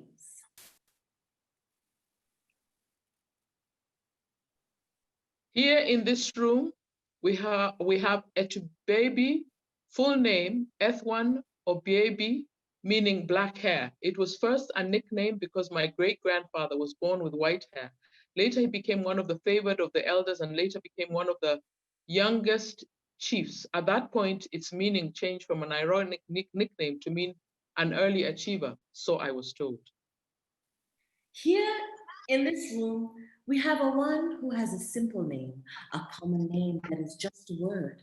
The rest of my family have names that are phrases and even sentences, describing the times or events of when they were born or the persons they're named after. Some in my family have names that I've never heard before, truly unique names.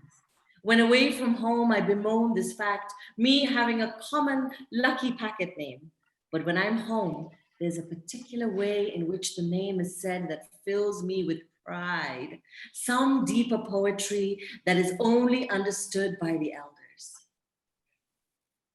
Here in this room, we have Nada, who was named for 3 days when my parents decided to change it to Isra. I was named Nada for 3 days, and then my parents decided to change it to Isra. Here in this room, we have Charles, which means freedom or free man, which is where I feel my free-spiritedness comes from. And Charles derived from the Old English Corey, freeman, peasant man.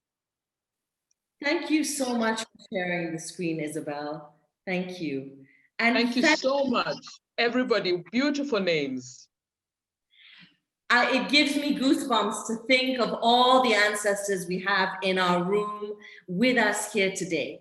And for those of you who didn't get a chance to share, don't worry, we will make sure that we put this into something beautiful and share with you later on. Thank you very much, and enjoy the rest of the Entangled. Thank you, Sitawa and Aleya. That was gorgeous. Can we all turn on our mics and give them a big clap and a big thank you? That was beautiful. Woo! Yes. Yes. Brava.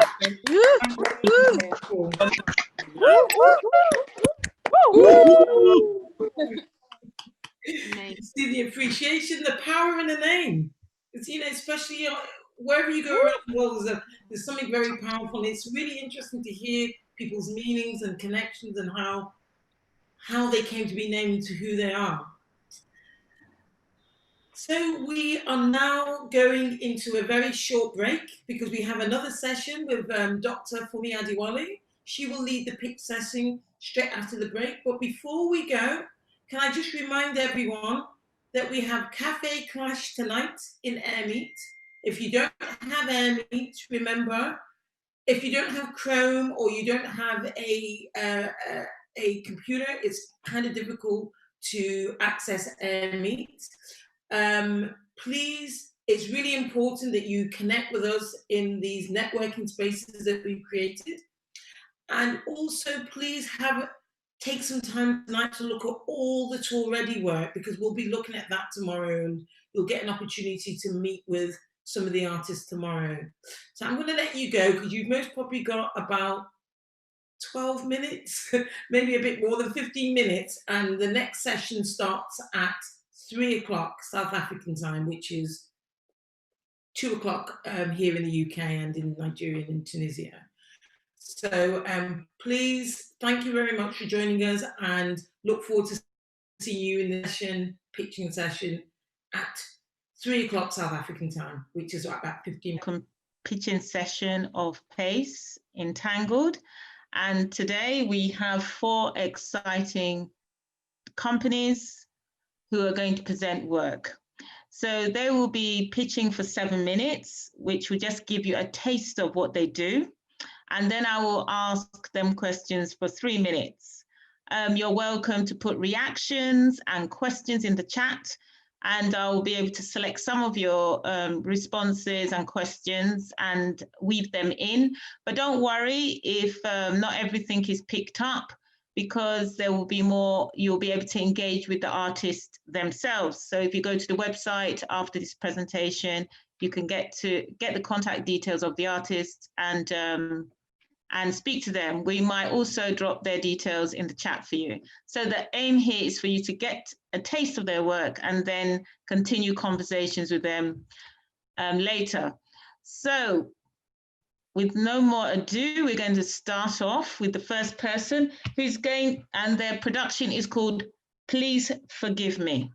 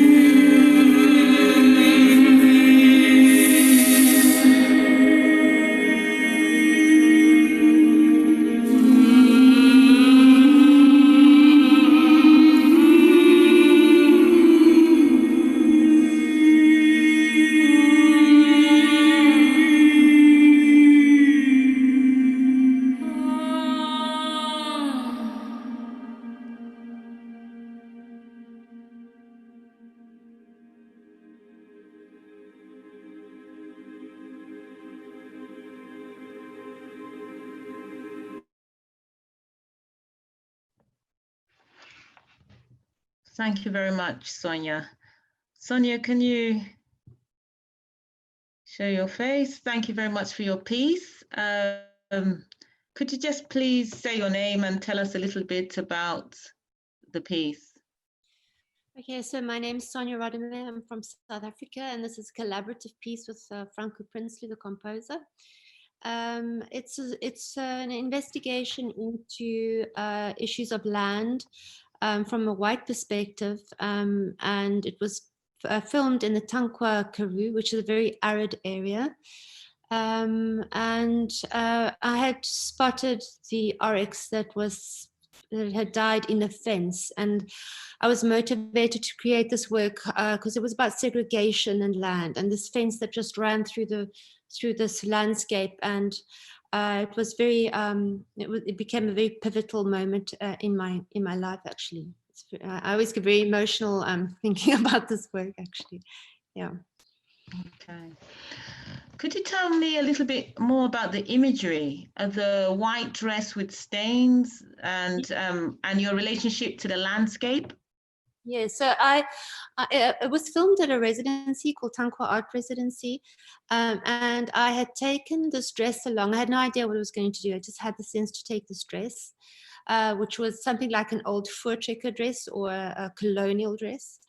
And I actually created the marks on the dress by rubbing onto the sort of hieroglyphic stones that scatter this landscape, which for me was like a language. And so the language, I felt the land was actually speaking to me, and I was embodying that in the dress. And then eventually where I stand I eventually pin myself against the landscape. And in taking down the horns, it is a revealing of that being. Oh, wow. Sonia, I know you're a visual artist. You obviously moved into film and collaborate with others. What inspired you to start working this way?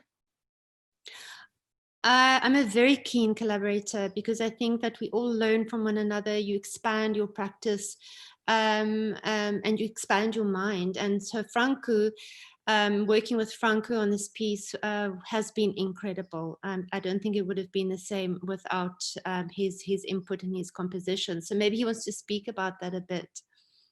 Mm-hmm.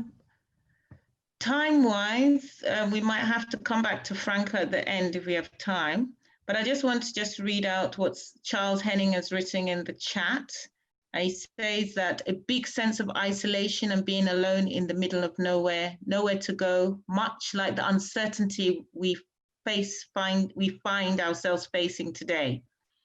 And he just says, thank you, Sonia and Franco, for the work. What's your ambitions for the piece? From Nika Jonah, where would you like it to go next? What do you want to happen? Well, we both would like this piece to expand into a residency.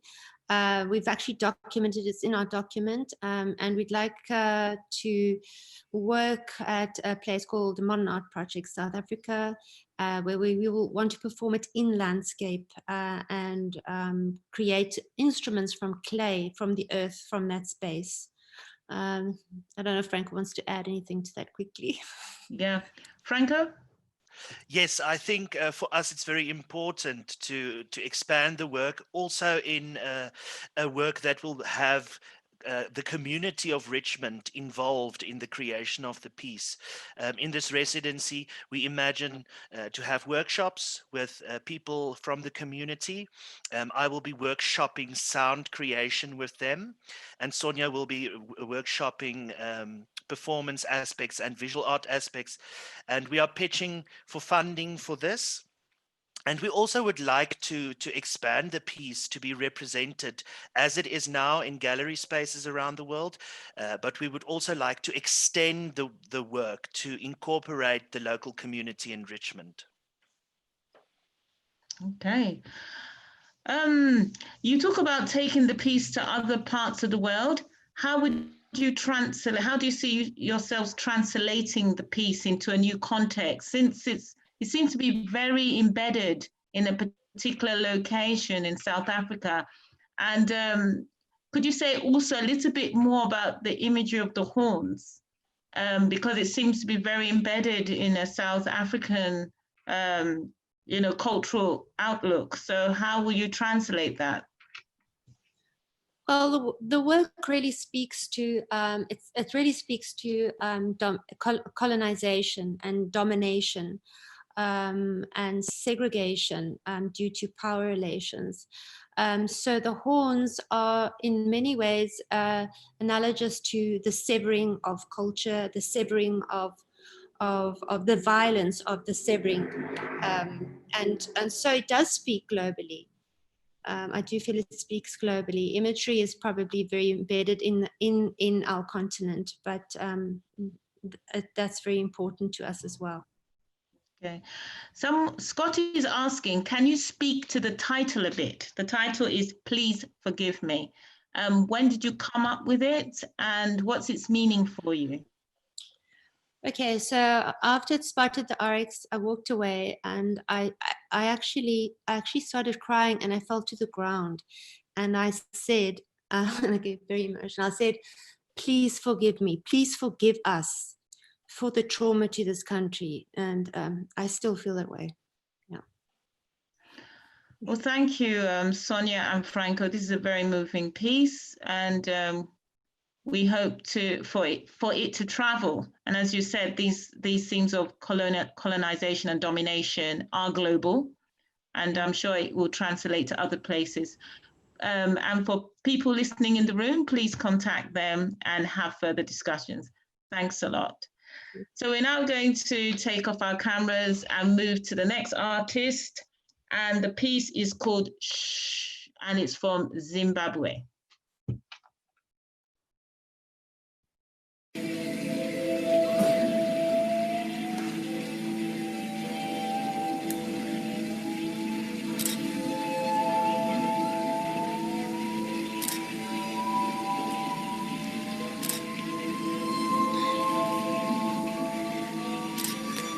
This time, my mouth will not be shut. This time, my body will not die. My body is the deity, a long rising sun igniting its own shadow. My body is mine. It is not the state, not the law, not the prison. My body will not be shut. It is mine. It is not the state, not the law, not the prison. It is not broken, shattered, or banned. There is no dirt, no gravel, no shovel. This time my body will not be shut. There is no dirt, no gravel, no shovel. My body is turned outline. Dance itself off. It will dance. It will sing. It will even fly. You're not singing. This time it will live, it will not die. You shall die. And as the concrete worships my bloody footprint, the flowers will sing me praise. There is no epitaph written on the politician's dead language or on all of it. You use your guns and weapons as leverage. I wear the rough as a necklace. This time I'll use the master's tool to kill the master.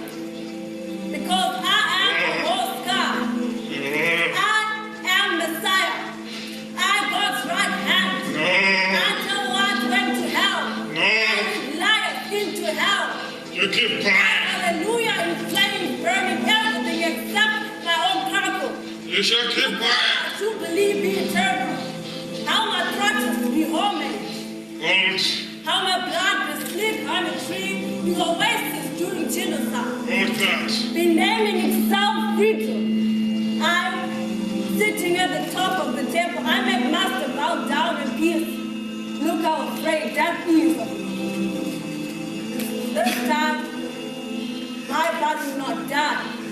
Just as my mouth shot.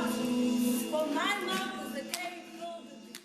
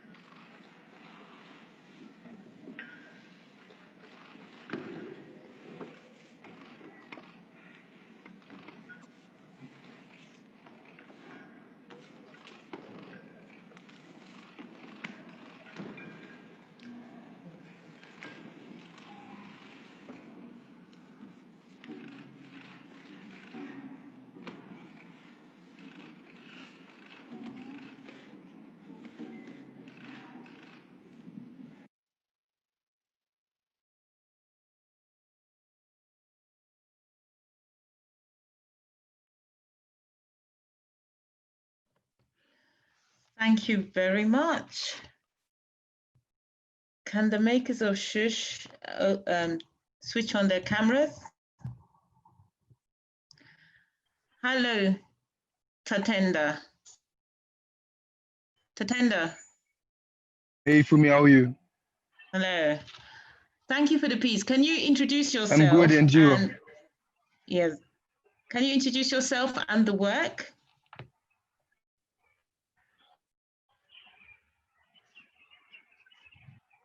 Yes, my name is Tatenda Chabarwa. I'm a dancer and a storyteller from Zimbabwe, but I tell stories through using movement. I graduated from the Dance Trust of Zimbabwe, and then after my graduation, I joined Tubuka Dance Company, and I worked with the company for about 2 years. Then I became a freelancer. That's when I started the company Chabarwa. And in I worked and a dancer, a graduate from African Arts Trust. Yeah. Can you tell us about the piece, Shush? What's the theme that you're looking into?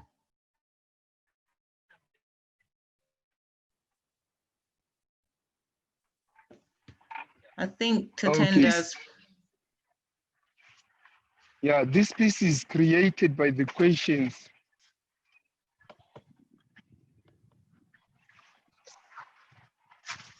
It's created by? Hello, can you hear me now? Yes, I can hear you now. Okay, can you ask the question again? Yeah, can you tell us about the piece? What's the theme? What ideas are you exploring? Okay, is a name that came across when I have an incident in my life, like in a relationship. I wanted to tell something what I was feeling, but because I wanted to protect the relationship, so I could not tell that person.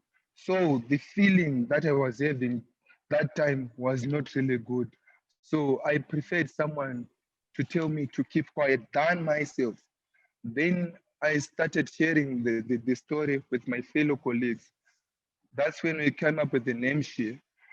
And from the poets that I was working with, I just realized that they had their own stories from the theme She, maybe because now I think silence cannot lead us anywhere, because now we are suffering. It might be politically, socially in our family, but to keep quiet from it. So the whole idea is it's about the fight that you have when you are telling yourself to keep quiet and you want to tell something, but you cannot because you are afraid of being hurt. Oh, but still you are hating yourself by keeping quiet. Wow. So it's about self-censorship.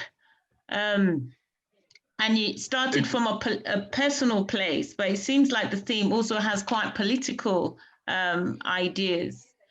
On the stage, it seems like there's the woman speaking with her face covered, and the man dancing. I was looking at the tensions between there.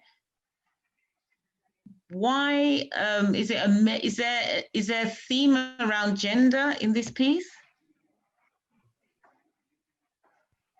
Not really, but when I started, like, when I shared my story with the poet, then all the issues came up, because from her side, I think in fact, she doesn't think, but she knows that females, they are at a lesser privilege. Maybe there is a disadvantage to be a woman.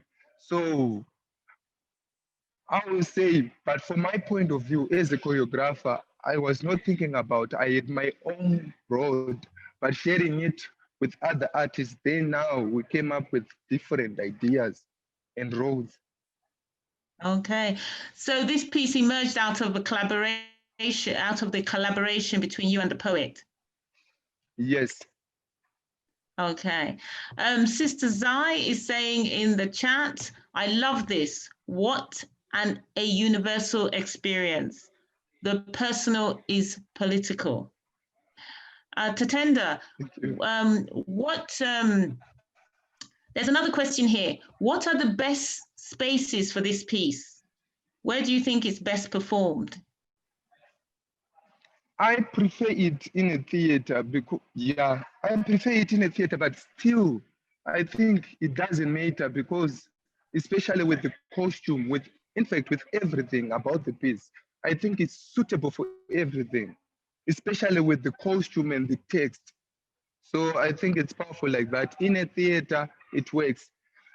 Outside, it works for me because from what I see as a choreographer, just putting those people in front of everyone covered and the struggle, the fight, I think anyway, it suits anyway. Yeah, it's quite strong. How many people in the cast? In the cast is 4, 2 poets and 2 dancers. Okay. Okay, and what's your desire for the piece now? Where do you want it to go? What would you like to happen next? For me, I would love to tour with the piece because most of the times I only create something, then we perform it only at a festival. Then there's no more. Then we forget about that piece. Then we start to create something new. So with this piece, I would love to invest my time and tour with it. Yeah. Okay.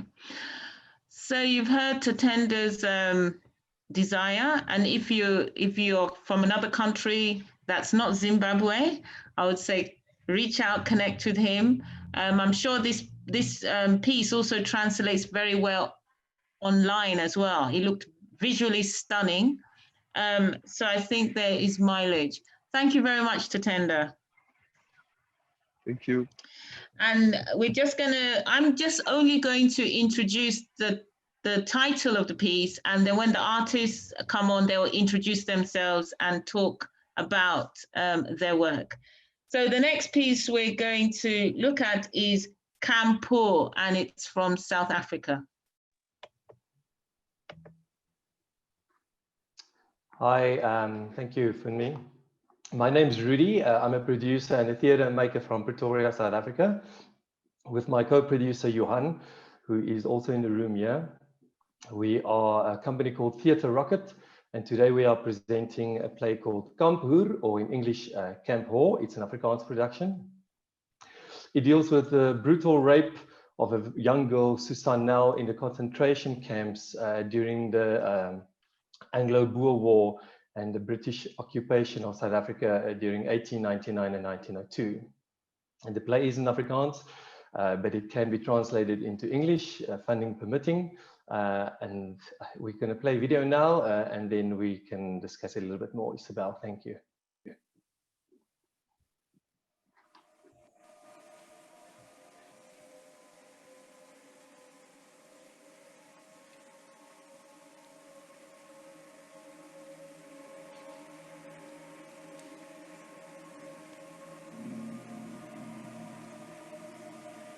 Hy lê met sy rug na haar toe. Sy kop weggedraai na die vaal gordyne, wat doodstil voor die venster hang. Die skouers steek uit bo die lakense rand, die arm effens geknak op die kombers, die pyjama mou opgeskuif. Die hand hang van die heup af vorentoe, buite sig. Maar die arm, die stukkie wat sy kan sien, is dunner as wat sy verwag.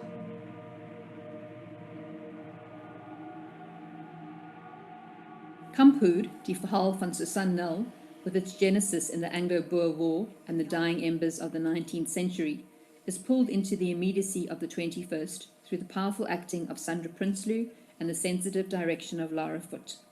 The darling of South African stage, television and film, Prinsloo stars in the drama based on the best-selling debut novel Kamphud by Francois Smit and the non-fiction publication The Bood Whore by Nico Milman. The production marks the first collaboration between Prinsloo and Foote, both renowned and multi-award-winning artists. Die naghemel is stikkend geskiet. Die kakies vier nuwe jaar. Is dronk, hulle maak hulle waai. Ek moet medisyne kry.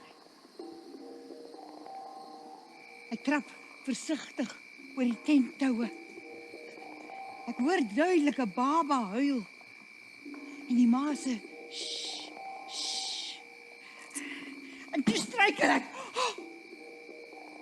En toe sou die stem. En die greep aan my arm en die asem teen my wang. Dis Christian skutte die joiner. Ek probeer hom los te ruk, maar ek kan nie. My arm is 'n dun takkie in die knoets van sy vuis. Ek val, ek skop blindelings na hom toe, maar hy gryp my aan my voet. En toe sleep hy my aan my been. Tussen die tente deur. En toe.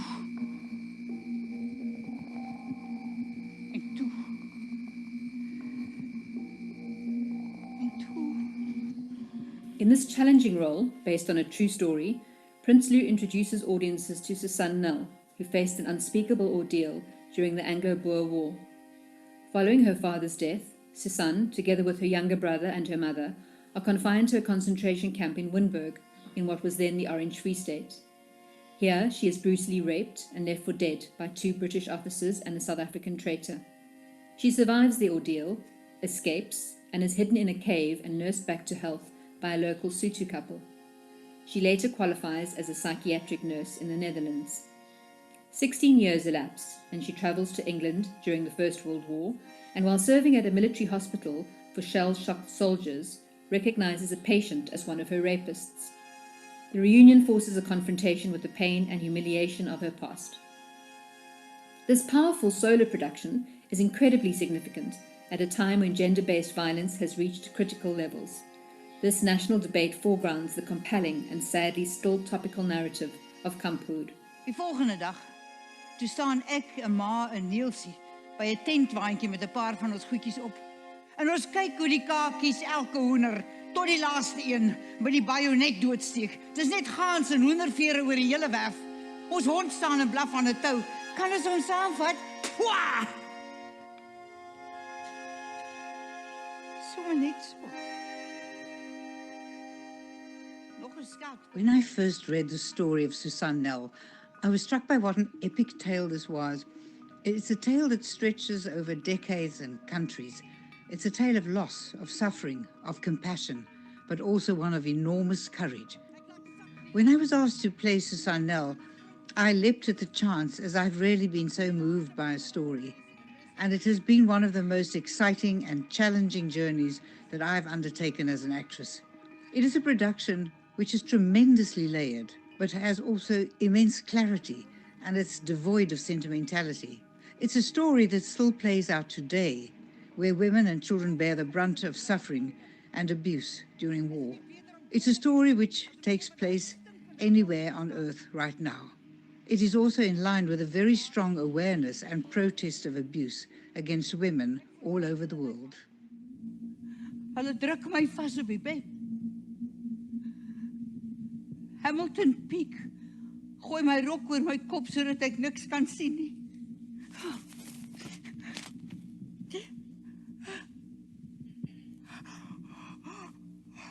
En nou weet ek wat hulle gaan doen. One of the many atrocities of wartime is that of rape by soldiers passing through or stationed in an occupied territory. The play follows Susan's journey of hurt, betrayal, courage, her inability to love or show affection, her loss of faith and family, and her ultimate confrontation with the perpetrator. It is a universal story, delving deeply into the psychological ramifications of violation and the senselessness of war. Sandra Prinsloo is an extraordinary actress, and she delivers the story of Susan Nell with a precision of truth that is really breathtaking. She's one of those unique, world-class actresses that lives in every moment and is able to share the impossible and the tragic with an audience in a truly embracing and gentle manner. It's a powerful and important show, and it stands out as one of the highlights of my directing career.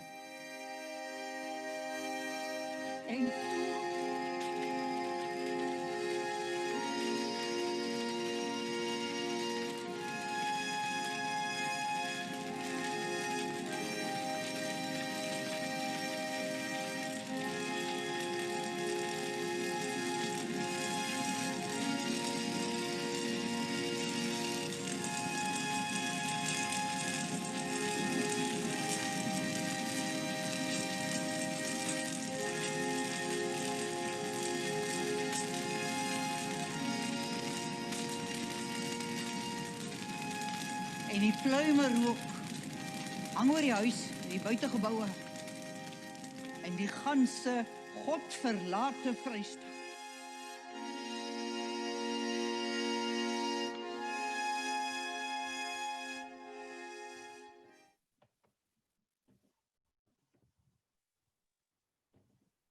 Wow.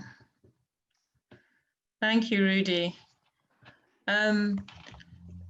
Rudy, can you tell us what inspired you to take on this production? It's based on a book which was really creating quite a bit of stir in South Africa. And I think it deals with war which is sometimes forgotten. And in South Africa, for a certain generation, it's still a very topical thing. And then currently with violence against women, gender-based violence, it's so topical. And it resonates with war, where it happens in war all over the world.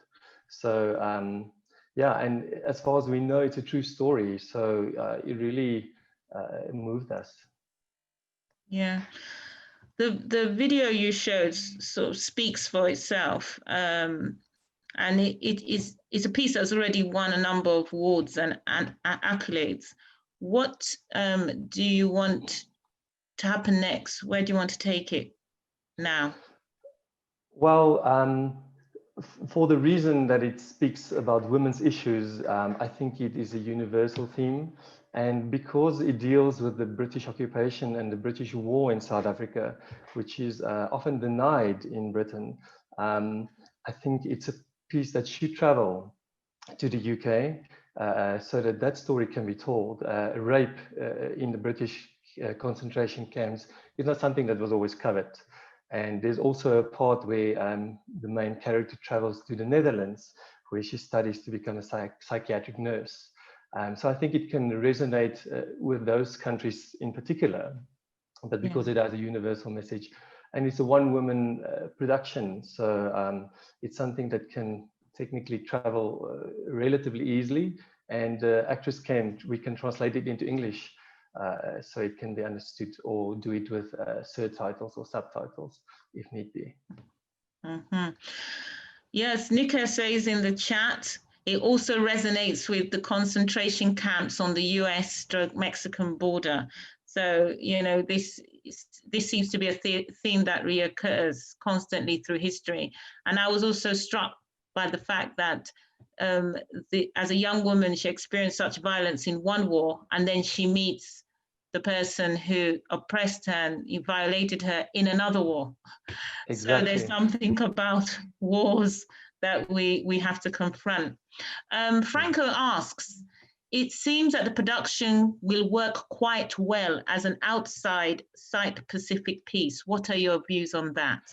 When we started the production, that was actually one of the ideas we played around with, and it can still work because you can just imagine setting up a tent and doing it in a setup concentration camp. It will be so realistic, and that's the kind of work we like to do.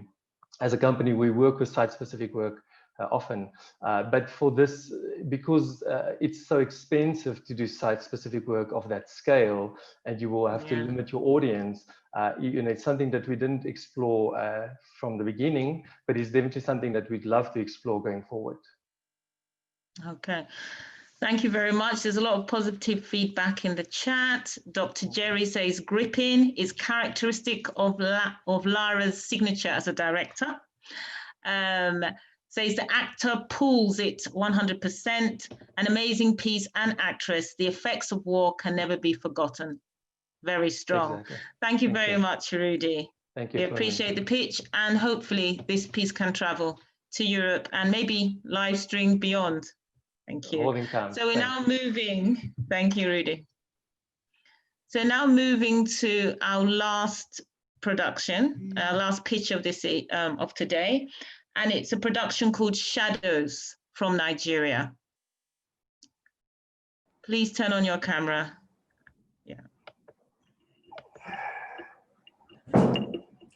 Sorry.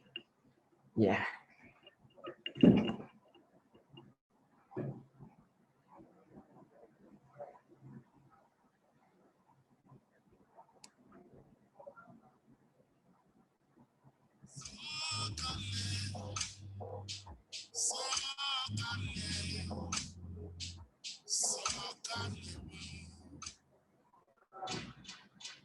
Can you hear me? We can hear you. Can you share your screen? Okay, sorry, 1 minute.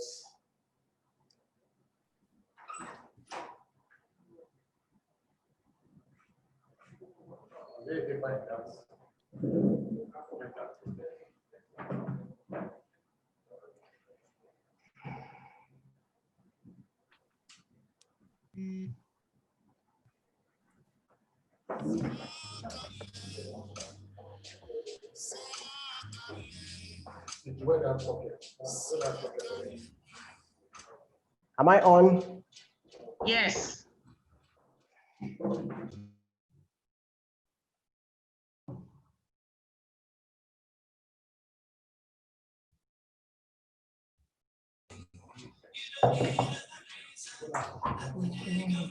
I'm on.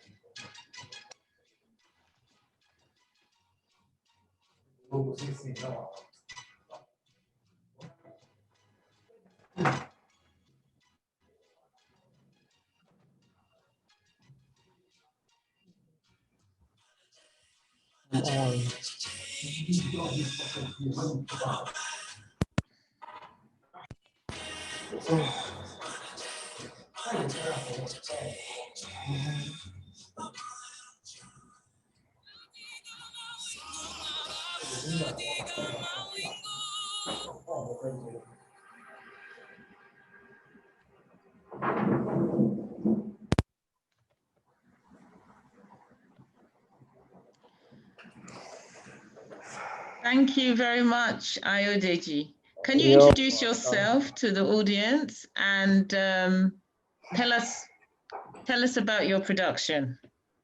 Okay, my name is Ayodeji Adejumo, and I'm an actor and a writer.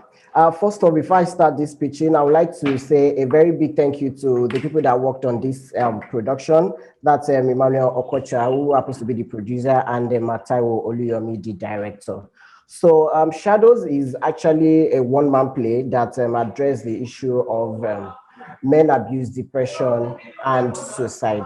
So what actually motivated me to do this, to write this story is because I lost a friend of mine to suicide 2018, and it was really painful just when I lost my dad as well. And unfortunately, he left me with a suicide note, which really struck my heart because I didn't know he was going through all those things, and he refused to talk about it. And that's one of the things that actually prompted me to, to write this story. So please, can I have the slides up, Isabel?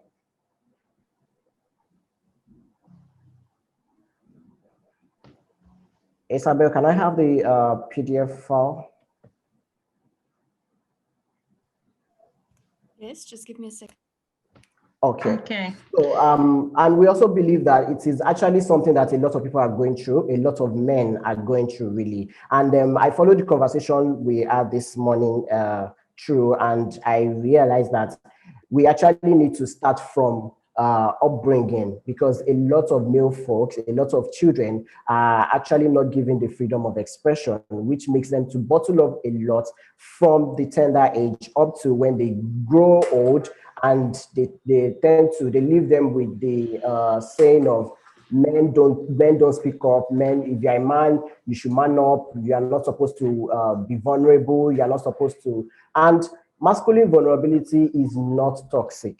It's something that we actually need to, look forward to. So I developed the script by having a conversation with close friends of mine who happen to actually experience a lot of things, probably in their marriage, those that are divorced, those that have had issues with their relationship, those that are really having financial issues.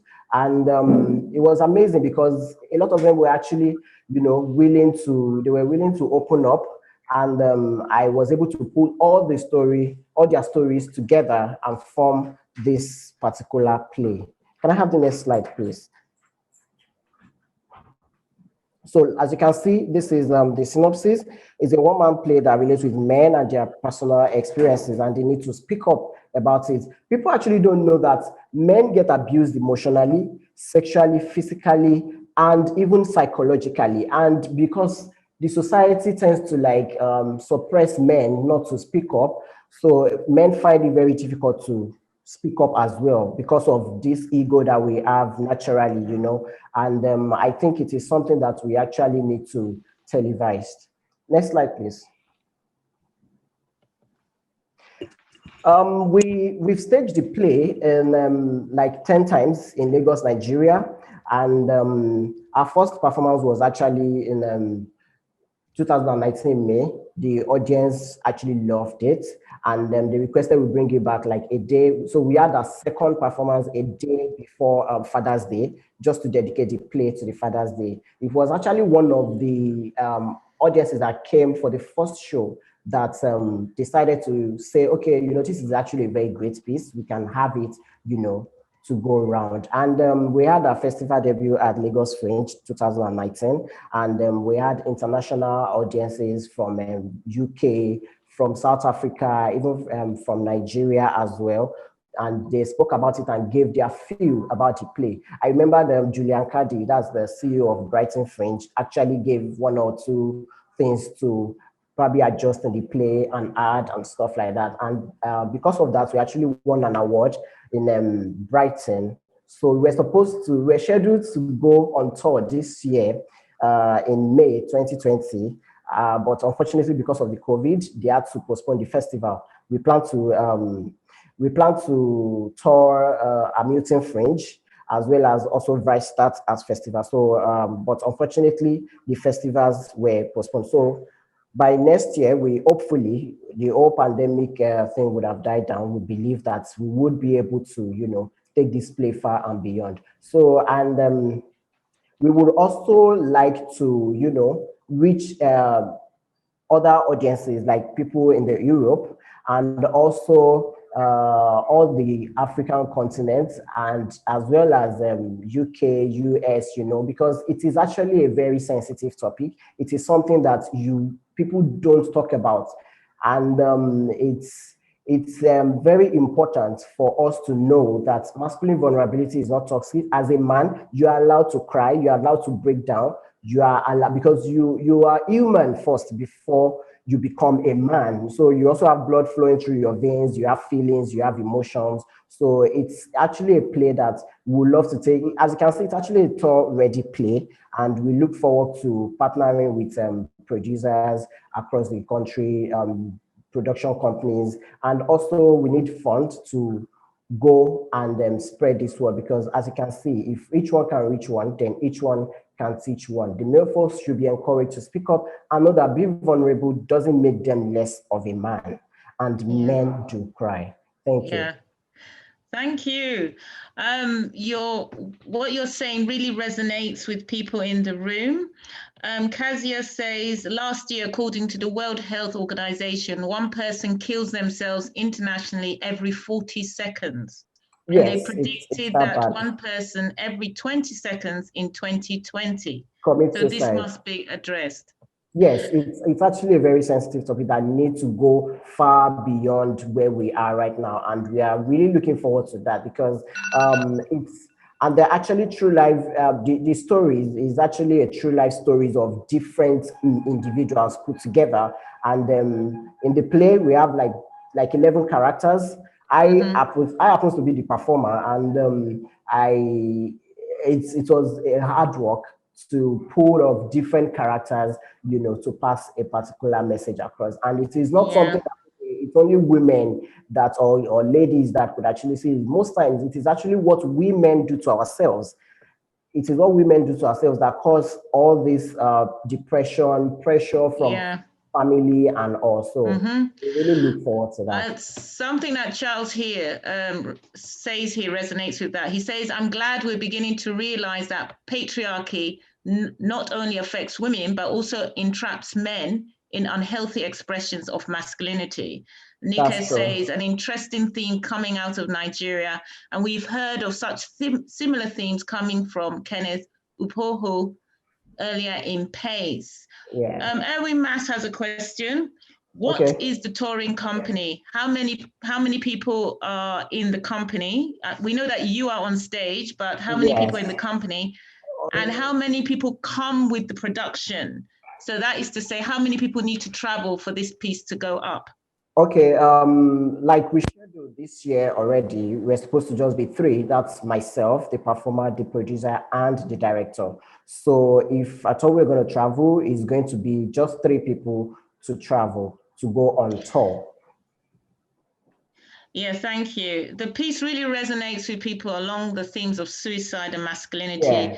Carmeletta says, powerful piece. Remember that the 10th of September marks World Suicide Awareness Day, and this play will be a great way to raise awareness.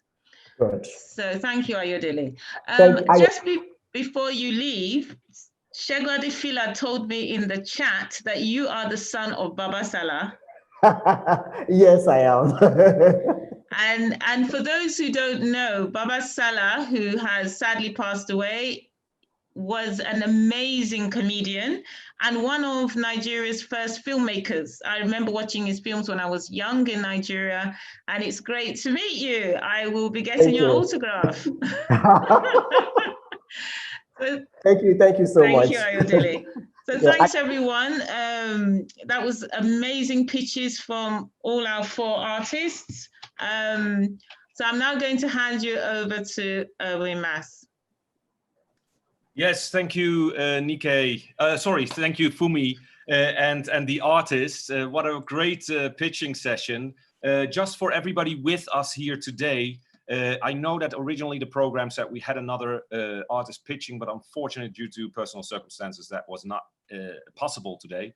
So hence our session runs a little bit short. But before you go, I would like to say a few more things, housekeeping-wise, and also with regards to our platform.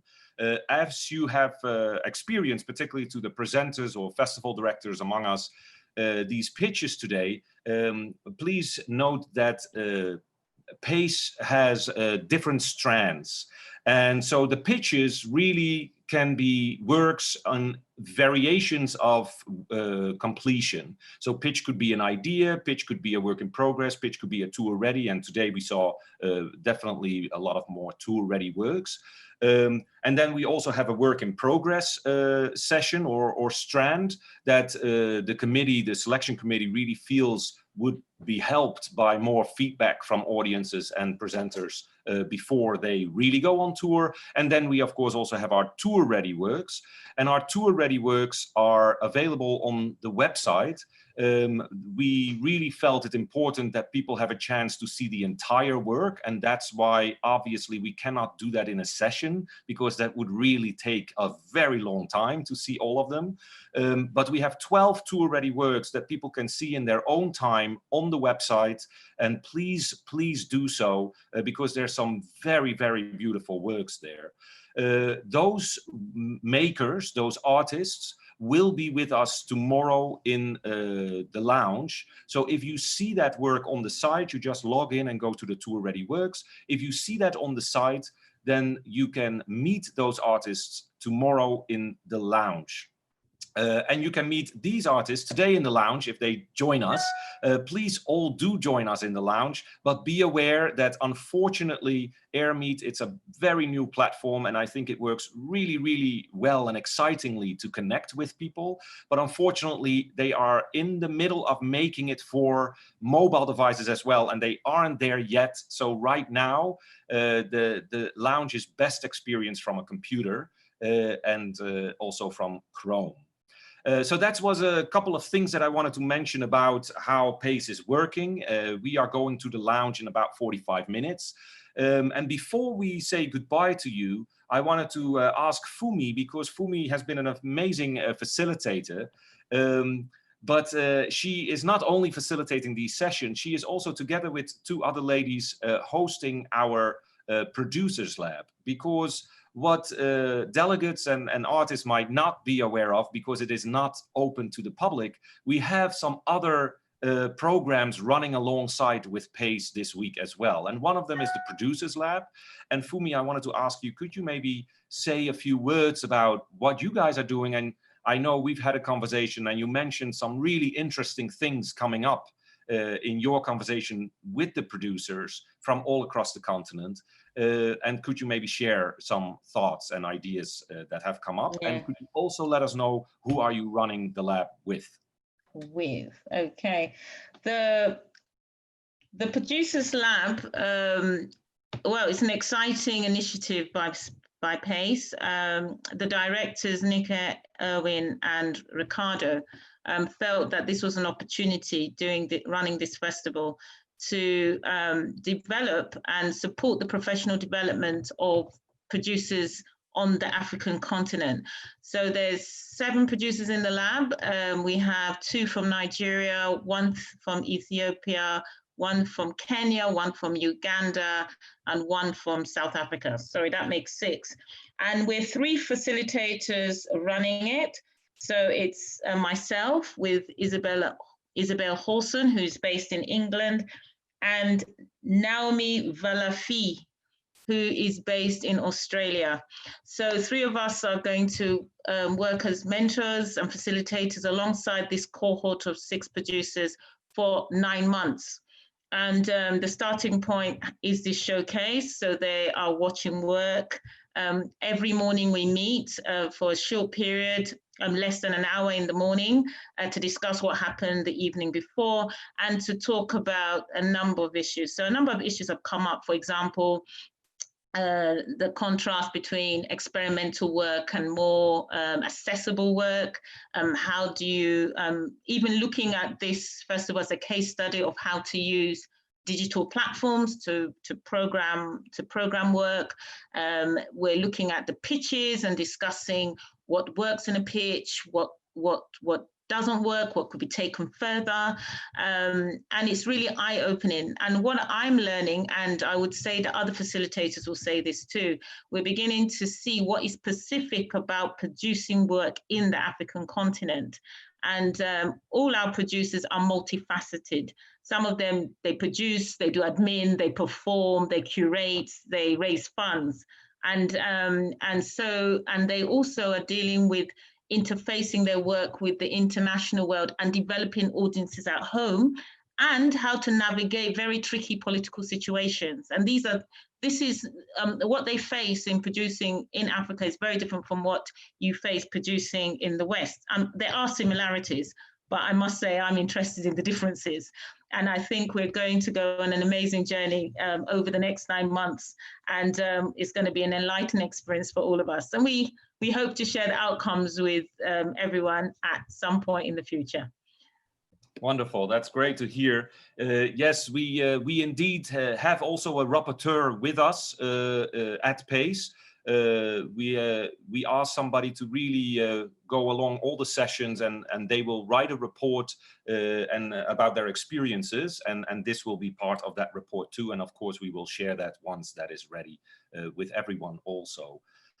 So it's really exciting. Another program that runs besides the Producers Lab that Nike, Jonah, and myself are heavily involved in is the New Voices, the PACE New Voices program. And that is an attempt for us to start at a sort of fellowship program. Obviously, funding remains tricky on the continent as well as beyond, but we are really very much keen on making an annual or biannual fellowship program happening.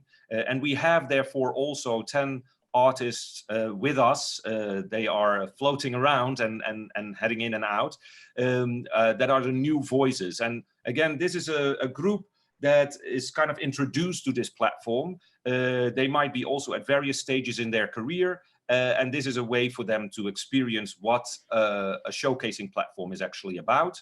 And also for them to meet with each other. They are from 8 different countries on the continent, and it's really exciting to have them with us as well. And so we are meeting in private sessions with them as well. But they are also in the lounge, so please meet people there and connect with them.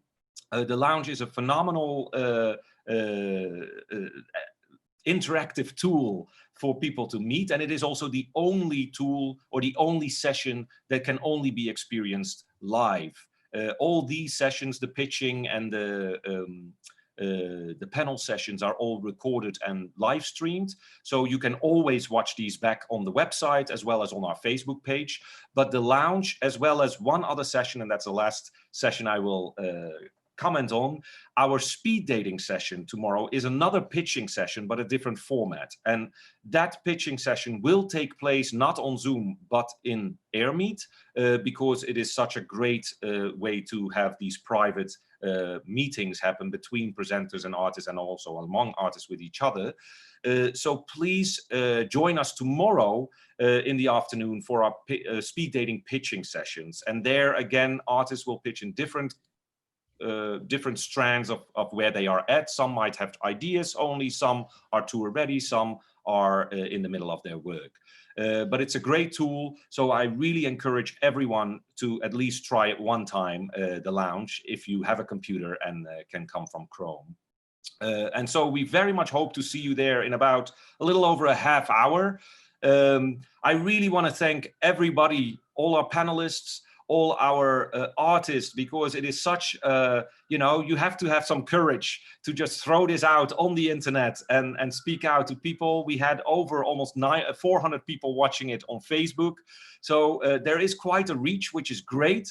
But of course, also we are all aware that most of this work is not necessarily created for this medium, for the screen. And so I hope that everybody is generous and of course is aware of that.